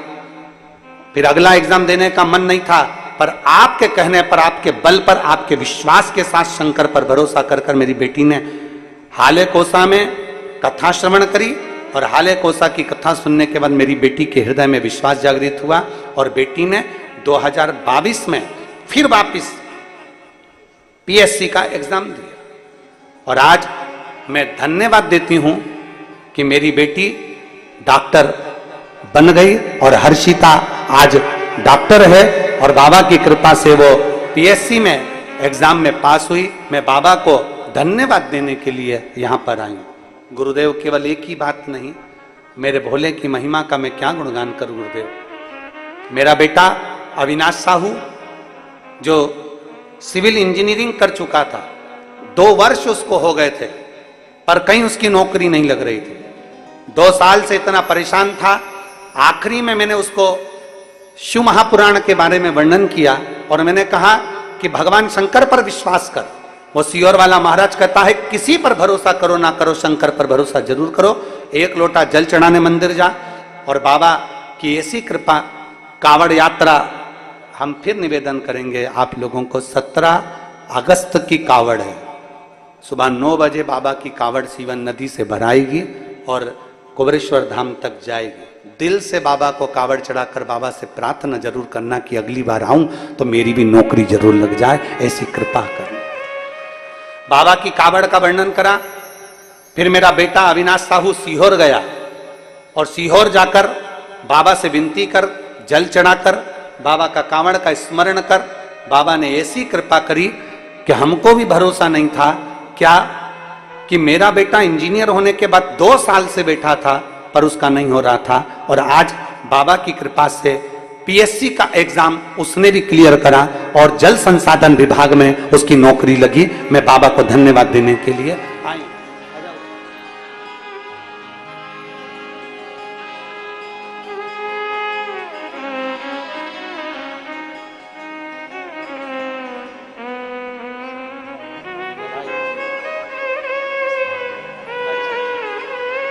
बेटा आया है? हाँ जा जा जा आजा, दौड़िया दौड़िया दौड़िया।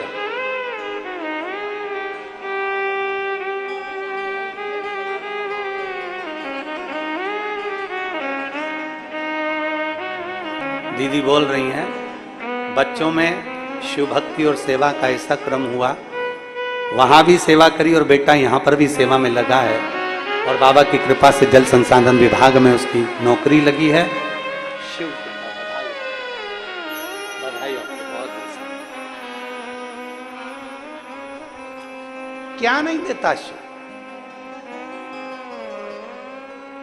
शंकर क्या नहीं देगा।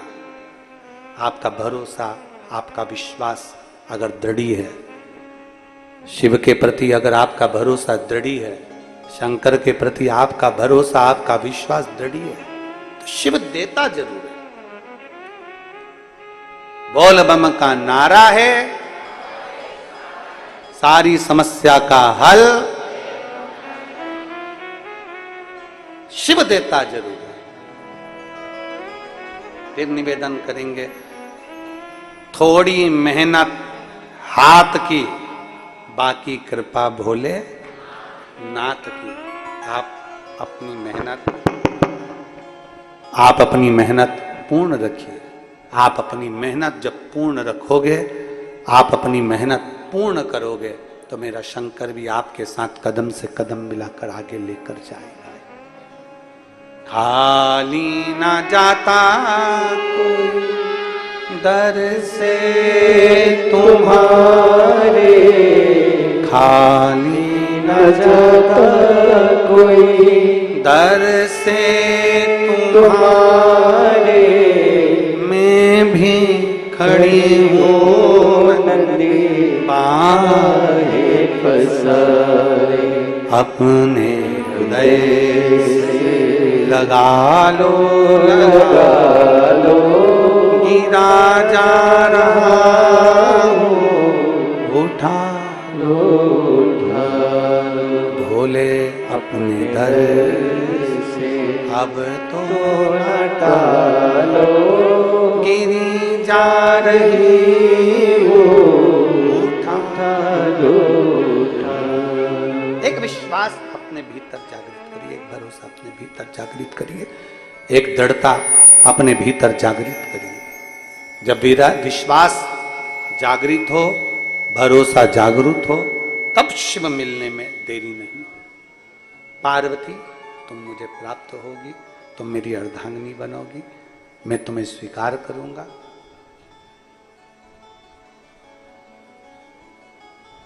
सती मैया जो जलकर भस्म हुई थी, वही सती माता पार्वती के नाम से विख्यात हो। खूब तप किया, खूब भरोसा करा भगवान शंकर पर कि मुझे अगर शिव मिलेंगे तो मिलेंगे ही, ये निश्चित एक पत्र है।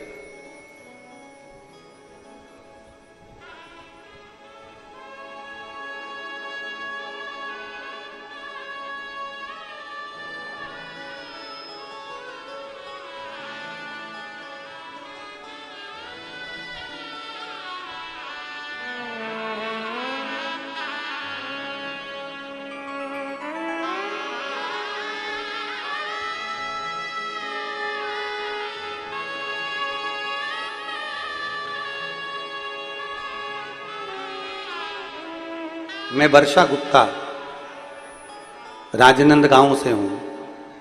वर्षा गुप्ता कहीं बैठी हैं? आप ही हाथ हिला दे बेटा, आ जाओ, एक बेलपत्र ले जाना। मैं वर्षा गुप्ता राजनंद गांव से हूं।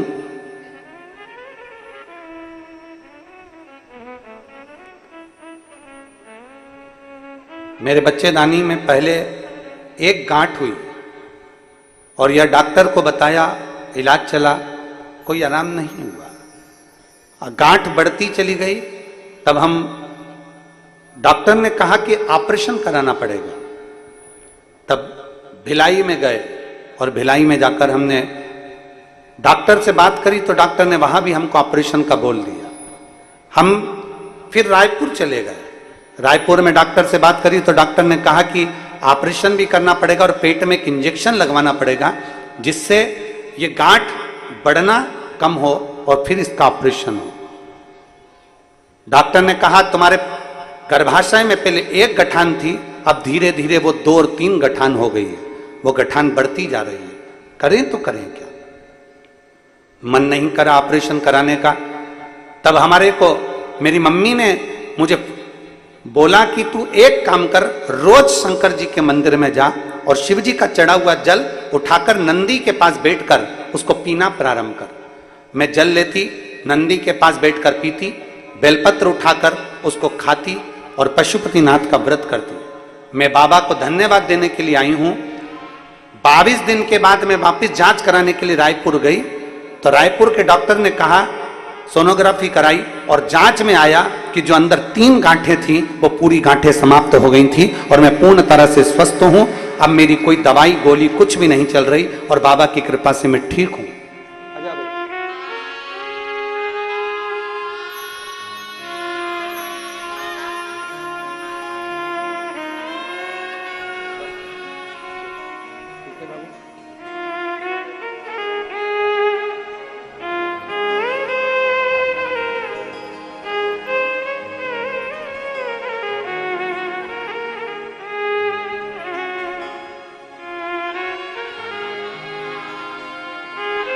तेरी कृपा बिना न हिले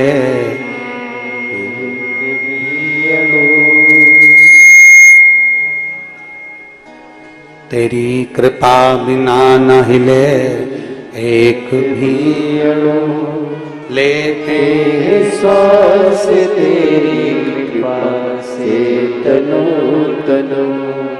हे गंगाधार मुक्ति द्वार ओंकार तू भोले ओंकार तू। आयो शरण तिहारी शंभु तार तार तू। बखान क्या क्या करूं मैं राखोगे घेर का झपटी भभूत में खजाना कुबेर का। हे गंगाधार मुक्ति द्वार ओंकार तू भोले ओंकार तू। आयो शरण तिहारी शंभु तार तार तू। पार्वती जी से कह दिया भोलेनाथ ने, मैं तुझे स्वयं मिलूंगा, मेरा विवाह तेरे साथ में होगा।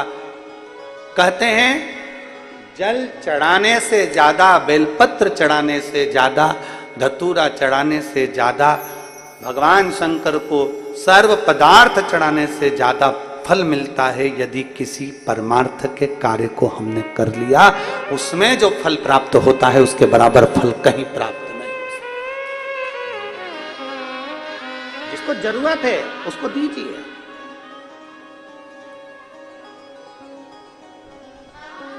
थोड़ा सहयोग प्रदान करने का प्रयास कीजिए, थोड़ा सा सहयोग प्रदान करने का प्रयास कीजिए। महाराज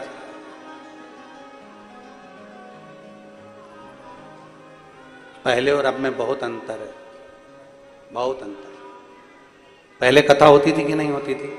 जम के बोलो जरा, होती थी। अच्छे से बोलो जरा, होती थी? होती थी। कम होती थी कि ज्यादा होती थी? भागवत जी, रामायण जी, गीता जी, सत्यनारायण कथा, आदि कादिक यज्ञ अनुष्ठान बहुत होते।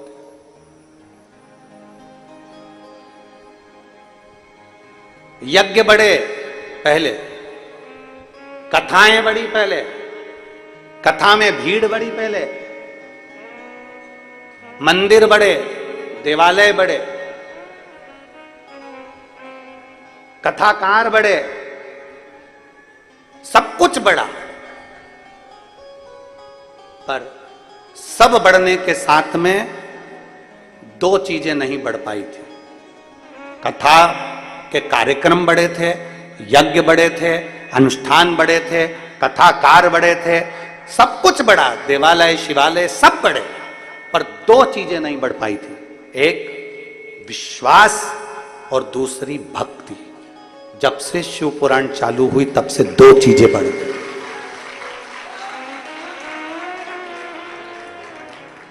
जब से शिव पुराण चालू हुई तब से दो चीजें बढ़ गई, एक विश्वास बढ़ गया, दूसरी भक्ति। मतलब अब लोग भटक नहीं रहे। पहले लोग भटकते थे, भटक जाते थे। अभी अभी आपको कथा में कह रहे थे कि आप सोचे नहीं तो भी परमात्मा ने दिया। आपने जाकर नहीं कहा कि मुझे ब्राह्मण के घर में जन्म देना, कि क्षत्रिय के घर में जन्म देना, कि वैश्य के घर में जन्म देना, कि शूद्र के घर में जन्म देना। जन्म उसने दिया।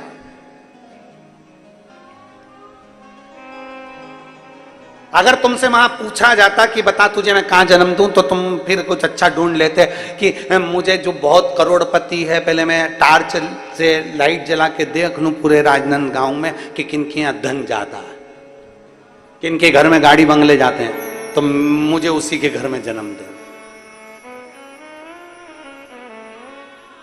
और अगर तुमसे वहां ऊपर पूछा जाता कि नहीं तुझे तो हमें जन्म देना है, पूरे भारत में तू ढूंढ ले कि किसके यहाँ जन्म देना है, तो फिर तुम ढूंढ लेते कि हाँ वहां जाना है अपने को, मुंबई अंबानी के यहाँ, खूब पैसा जोड़ता,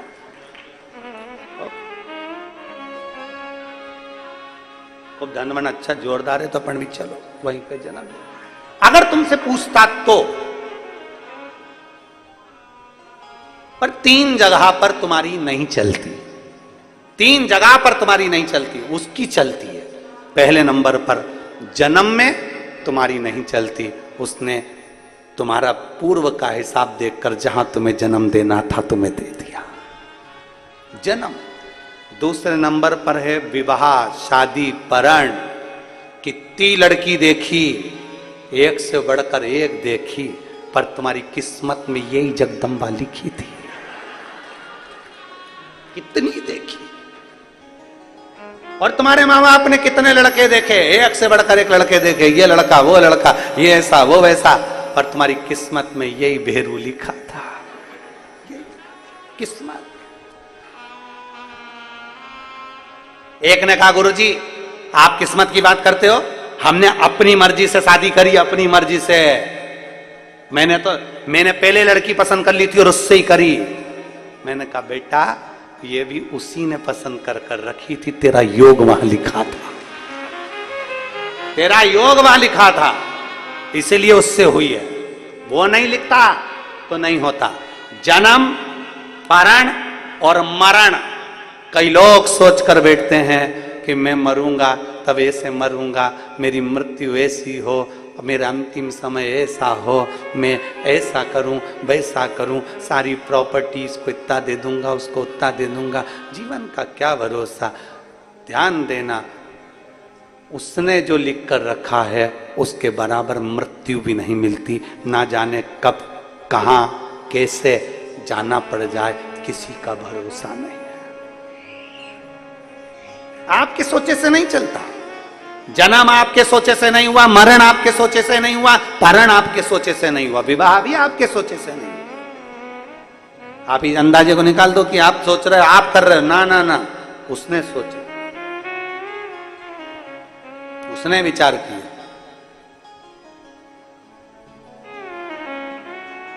वो सोचे सो है, हम क्या विचार करें।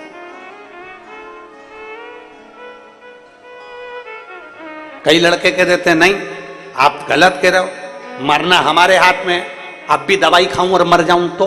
मैंने कहा वो कहेगा तो ही तो मरेगा। तेरी बुद्धि में भी तो बात आना चाहिए कि सुसाइड भी कैसी डिजाइन में करना है। फिट तो वही करेगा, मरने का भी फिट वही करता है कि बेटा मर, फिट वही करेगा तो ही तो मरोगे।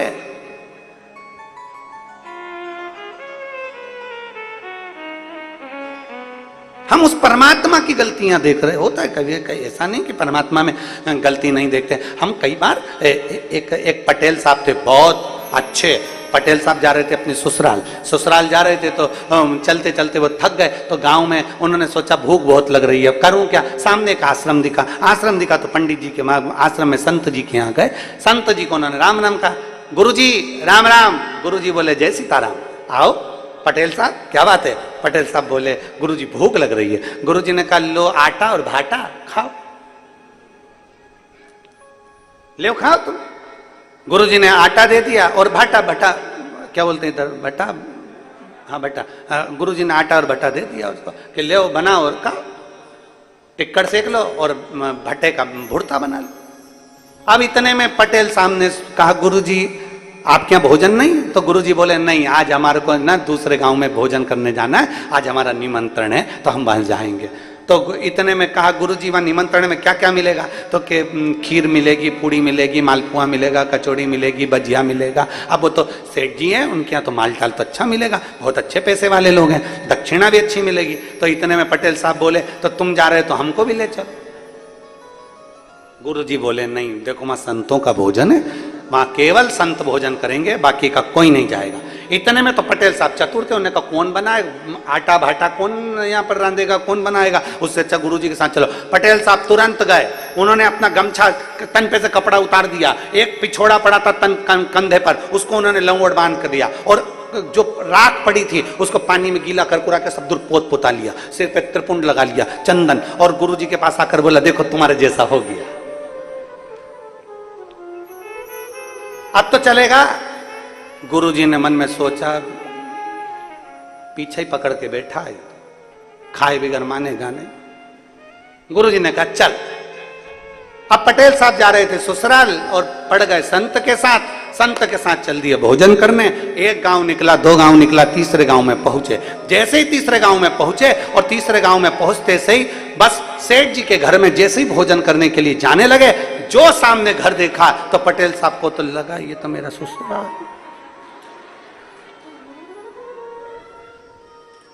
ये संत तो मेरे ससुराल में, अब करें क्या? तन पे कपड़ा नहीं, नीचे एक लंगोट, उसके सिवाय कछु नहीं। अब संत जी ने कहा चलो बैठ जाओ पंगत में, वो भी बैठ गया। अब उसने सोचा बड़े बुरे फंसे रे, बड़े बुरे फंसे। इतने में पत्तल लगी, ससुर जी गुलाब जामुन की बाल्टी लाए। इसने मुंडी नीचे करी और नीचे करके पीछे खसक गया, और पीछे खसक गया। पहचान नहीं लेनी तो इज्जत चली जाएगी जमाई। और अपने ससुराल में ऐसा नंगा आया, ऐसा नंगा, पीछे खसक गया। ससुर जी निकल गए। थोड़ी देर बाद सास आ गई कचौड़ी लेके। उसने सोचा ये तो सही में पहचान जाएगी। सास की निगाह हीरा पारखी निगाह होती है। जितना ससुर नहीं परख कर सकता उतनी सास परख कर लेती है। ये लड़का देखने थोड़ी ना जाती है, ये पूरे अंदर रसोई घर तक, किचन तक। लड़की के लिए जब घर देखने जाती है तो तुरंत कह देती है मुझे, तुरंत। क्योंकि इसको मालूम है मैं बाथरूम में जाऊंगी तो पूरा घर में घुस के इधर उधर सब देख के सिर पे पल्लू लेके सब निगारी आऊंगी, सब देख दुखा सब देख। निर्मा सुपर पारखी न जा, और ये गई और सब देखा। अब इसको लगा मेरी सास आ रही है, मेरी पत्नी इतनी चतुर तो उसकी मां कितनी चतुर।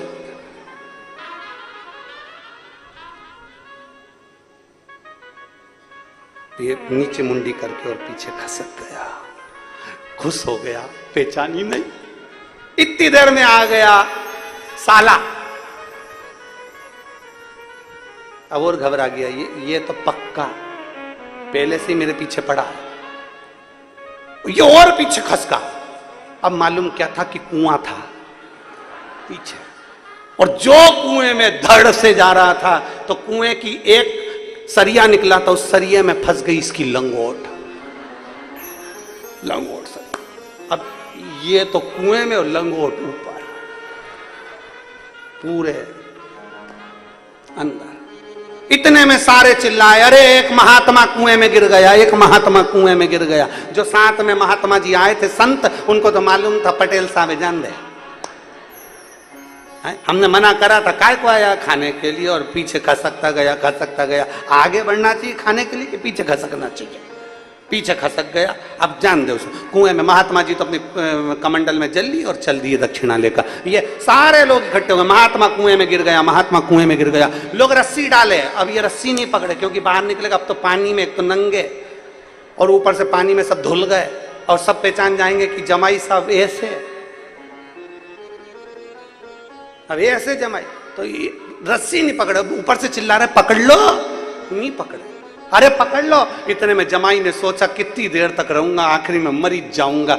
ऐसी इज्जत तो जान दे चूल्हा में, अपन तो अपने बचने का प्रयास करो। और जो उन्होंने रस्सी पकड़ी और लेके उनके ऊपर खींचा, खींचते सही सास ने साले को आवाज लगाई, बेटा ये तो तुम्हारा दामाद दिख रहा है। और सास दौड़कर तुरंत जमाई के पास आई। आते से ही बोली, जमाई जी, लाला जी, तुम्हारी ऐसी दशा। दामाद आंख में आंसू भरकर पूरी कथा कह दिया। भूख लगी थी, संत के पास गया था, उन्होंने आटा भाटा दे दिया था, कौन बना था तो उनके साथ खाने आ गया।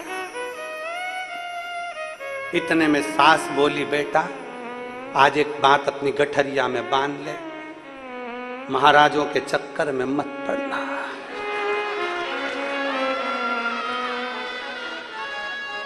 एक बात अपनी गठरिया में बांध ले बेटा, महाराजों के चक्कर में मत पड़ना।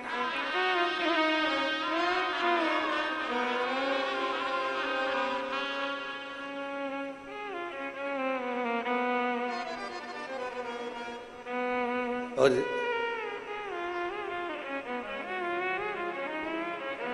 हाथ जोड़कर बोला, अब नहीं पढ़ो। शिव पुराण कहती है, बिना सोचे, बिना समझे, बिना विचार किए कोई कर्म मत करो। कई लोग मन में सोच लेते हैं कि मैं तो संत बन जाऊं, साधु बन जाऊं, उसमें मेरा फायदा होगा, मैं संत बन जाऊं, मैं भभूति में लूं, मैं तिलक लगा लूं, उसमें मेरा लाभ होगा। ना ना, बिना सोचे समझे कुछ मत करो। 50 बार विचार करो, 10 से पूछो। अच्छा करो तो 10 से पूछो और बुरा करो तो 10 से पूछो। कुछ अच्छा निर्णय निकल जाएगा, कुछ अच्छा निर्णय तुम्हारे सामने आ जाएगा। हम तुरंत विचार कर लेते हैं कि बस संत बनने में फायदा है, साधु बनने में फायदा है, तपस्वी बनने में फायदा है, महात्मा बनने में फायदा है, और अपना घर छोड़कर हम महात्मा बन जाते हैं। वहां भी मन नहीं लग रहा, बार बार याद आ रही कल्लू की मां ना जाने क्या कर रही होगी, बार बार चित्त में विचार। हरियाली अमावस्या आई है, आज मेरे घर में पूरी बन रही होगी, बार बार चित्त, ध्यान नहीं लग पा रहा भगवान का, भगवान की भक्ति में नहीं रम पाया। 10 बार विचार करिए अच्छा करने से पहले और बुरा करने से पहले। 50 बार विचार करिए कि क्या हम जो कर रहे हैं वो हमारे हित का है कि नहीं। कपड़ा बदलना सरल है पर कलेजा बदलना कठिन। कपड़ा बदलना बहुत सरल है पर कलेजा बदलना कठिन है, मन बदलना कठिन है, चित्तवृत्ति बदलना कठिन है। पार्वती जी ने अपनी चित्तवृत्ति बदल ली, सती माता के रूप में जन्म ली थी, पार्वती के रूप में जन्म ले ली। पार्वती के रूप में जन्म लेने के बाद देवऋषि नारद ने कह दिया अगर इसको तप करना है, साधना करना है तो इसको पति शिव के रूप में मिलेंगे। तब साधना में लीन हो गई। शंकर भगवान ने बार बार परीक्षा ली, एक परीक्षा नहीं, बारंबार परीक्षा। शिव लेता है परीक्षा। एक पत्र है,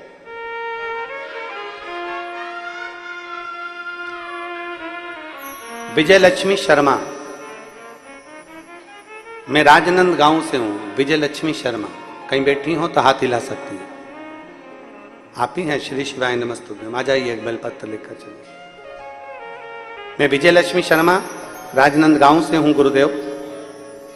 2021 में दिसंबर का महीना जब मेरे पति की अचानक तबीयत खराब हो गई, हम उनको रायपुर के हॉस्पिटल में इलाज कराया परंतु कोई आराम नहीं मिला। तब तबीयत और ज्यादा बिगड़ती चली गई। घर के सभी लोग बहुत परेशान हो गए, कुछ समझ में नहीं आ रहा था। अचानक से उन्हें हार्ट अटैक फिर आ गया और जैसे ही हार्ट अटैक आया फिर हम उनको नागपुर के हॉस्पिटल में लेकर गए।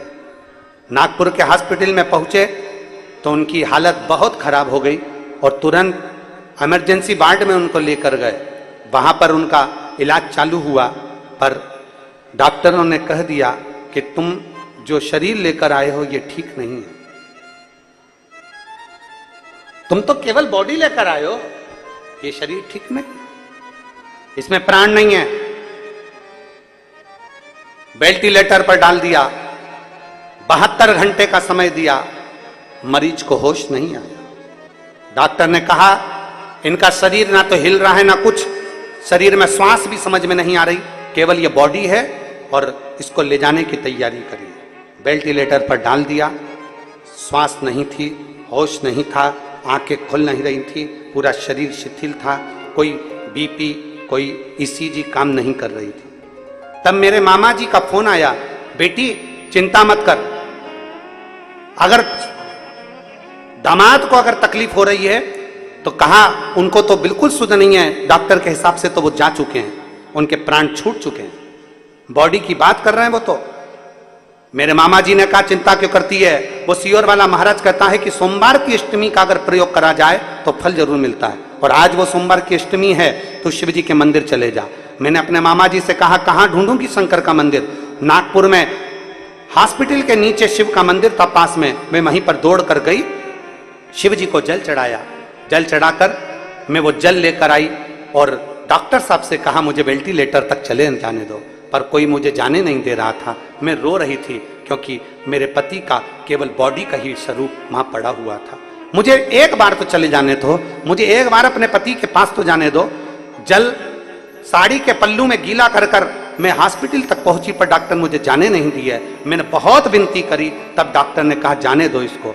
जब मैं पति के पास पहुंची, उनके पांव को मैंने हाथ लगाया, पल्लू में जो जल लगा था उस जल को उनके शरीर पर लगाया और लगाकर खूब रोई।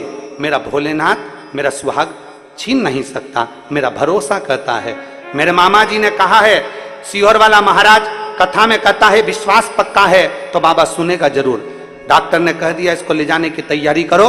तभी कुछ समय के बाद बाबा ने ऐसी कृपा करी कि वेंटिलेटर पर मेरे पति की आंख खुली।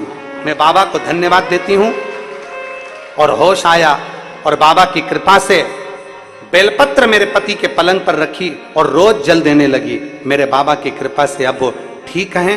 बस बाबा ने उनके प्राण तो बचा लिए, डायलिसिस थोड़ा सा चल रहा है और मुझे विश्वास है कि मेरा बाबा वो भी मुझे उनको ठीक कर देगा। अब वो मेरे घर वापिस आए। ये शिव भक्त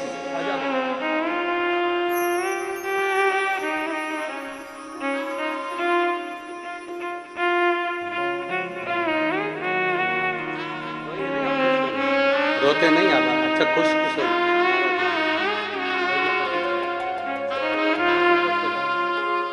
शिव से प्रार्थना करो, उन्हें अच्छा कर दिया ना तो रोना नहीं। बहुत खुश होकर बाबा को प्रार्थना।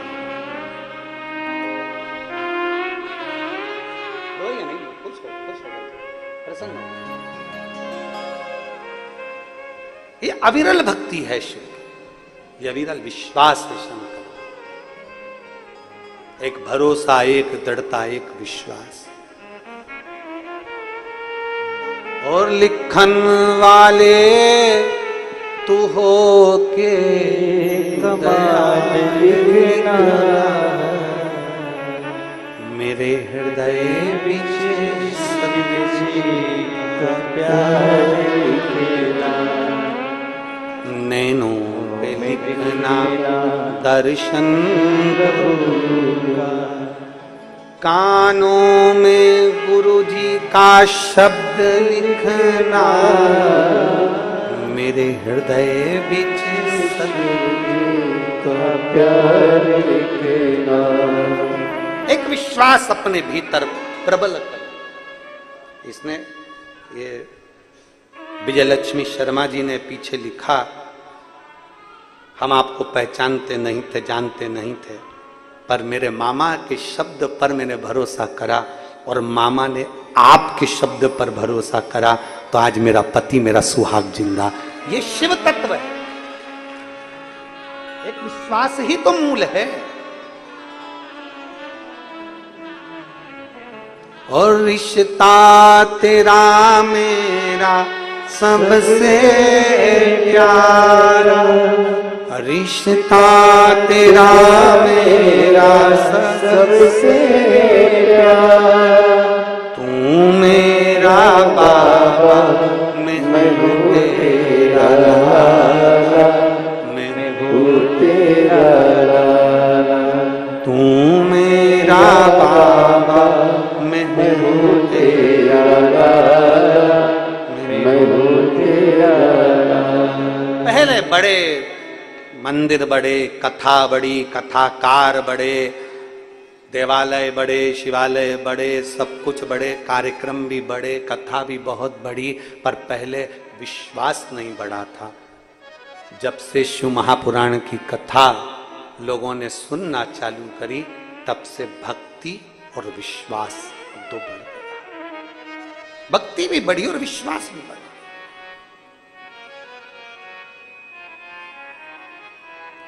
भक्ति बहुत बड़ी, विश्वास भी बढ़ा। और कितनी भक्ति बड़ी होगी जरा विचार करिएगा।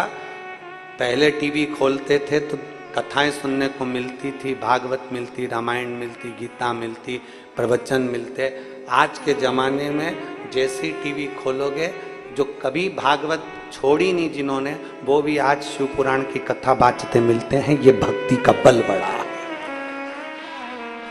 ये विश्वास बढ़ा, ये दृढ़ता बढ़ी है, ये भरोसा बढ़ा। एक विश्वास अपने अंदर बढ़ाई, एक भक्ति का बल बढ़ाई। शिव के प्रति भक्ति बड़ी, विश्वास बढ़ा। जैसे पार्वती जी की बड़ी, माता पार्वती जी ने सोच लिया मुझे शंकर मिलेंगे, मुझे शिव मिलेंगे।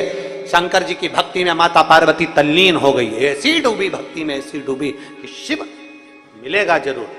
को जो कावड़ चढ़ाने के लिए सीहोर आ रहे हैं, सुबह 9 बजे सीहोर सीवन नदी से जो जल भरा जाएगा बाबा कुंवर भंडारी को चढ़ाया जाएगा। बेटा बेटी बच्चे बूढ़े जो भी कावड़ लेकर आ रहे हैं, उनसे निवेदन है वो विश्वास के साथ आना कि मेरा बाबा मेरी बात सुनेगा और अगली कावड़ तक मेरी झोली खुशियों से भरेगा। एक विश्वास, एक भरोसे के साथ, एक दृढ़ता के साथ चले। मां पार्वती जी का विश्वास जागृत हो।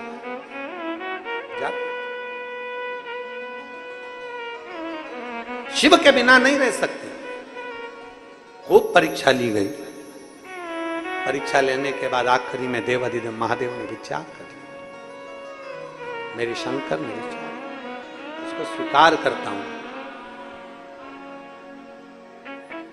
कामदेव को भस्म किया। अब जरा देखिएगा कितना विचित्र कथा है। विवाह करने से पहले कामदेव को भस्म कर दिया गया, मतलब अपने अंदर काम के लिए विवाह नहीं हो रहा है। विवाह राम के लिए हो रहा है, काम के लिए नहीं। काम भस्म, कामदेव को भस्म करा गया।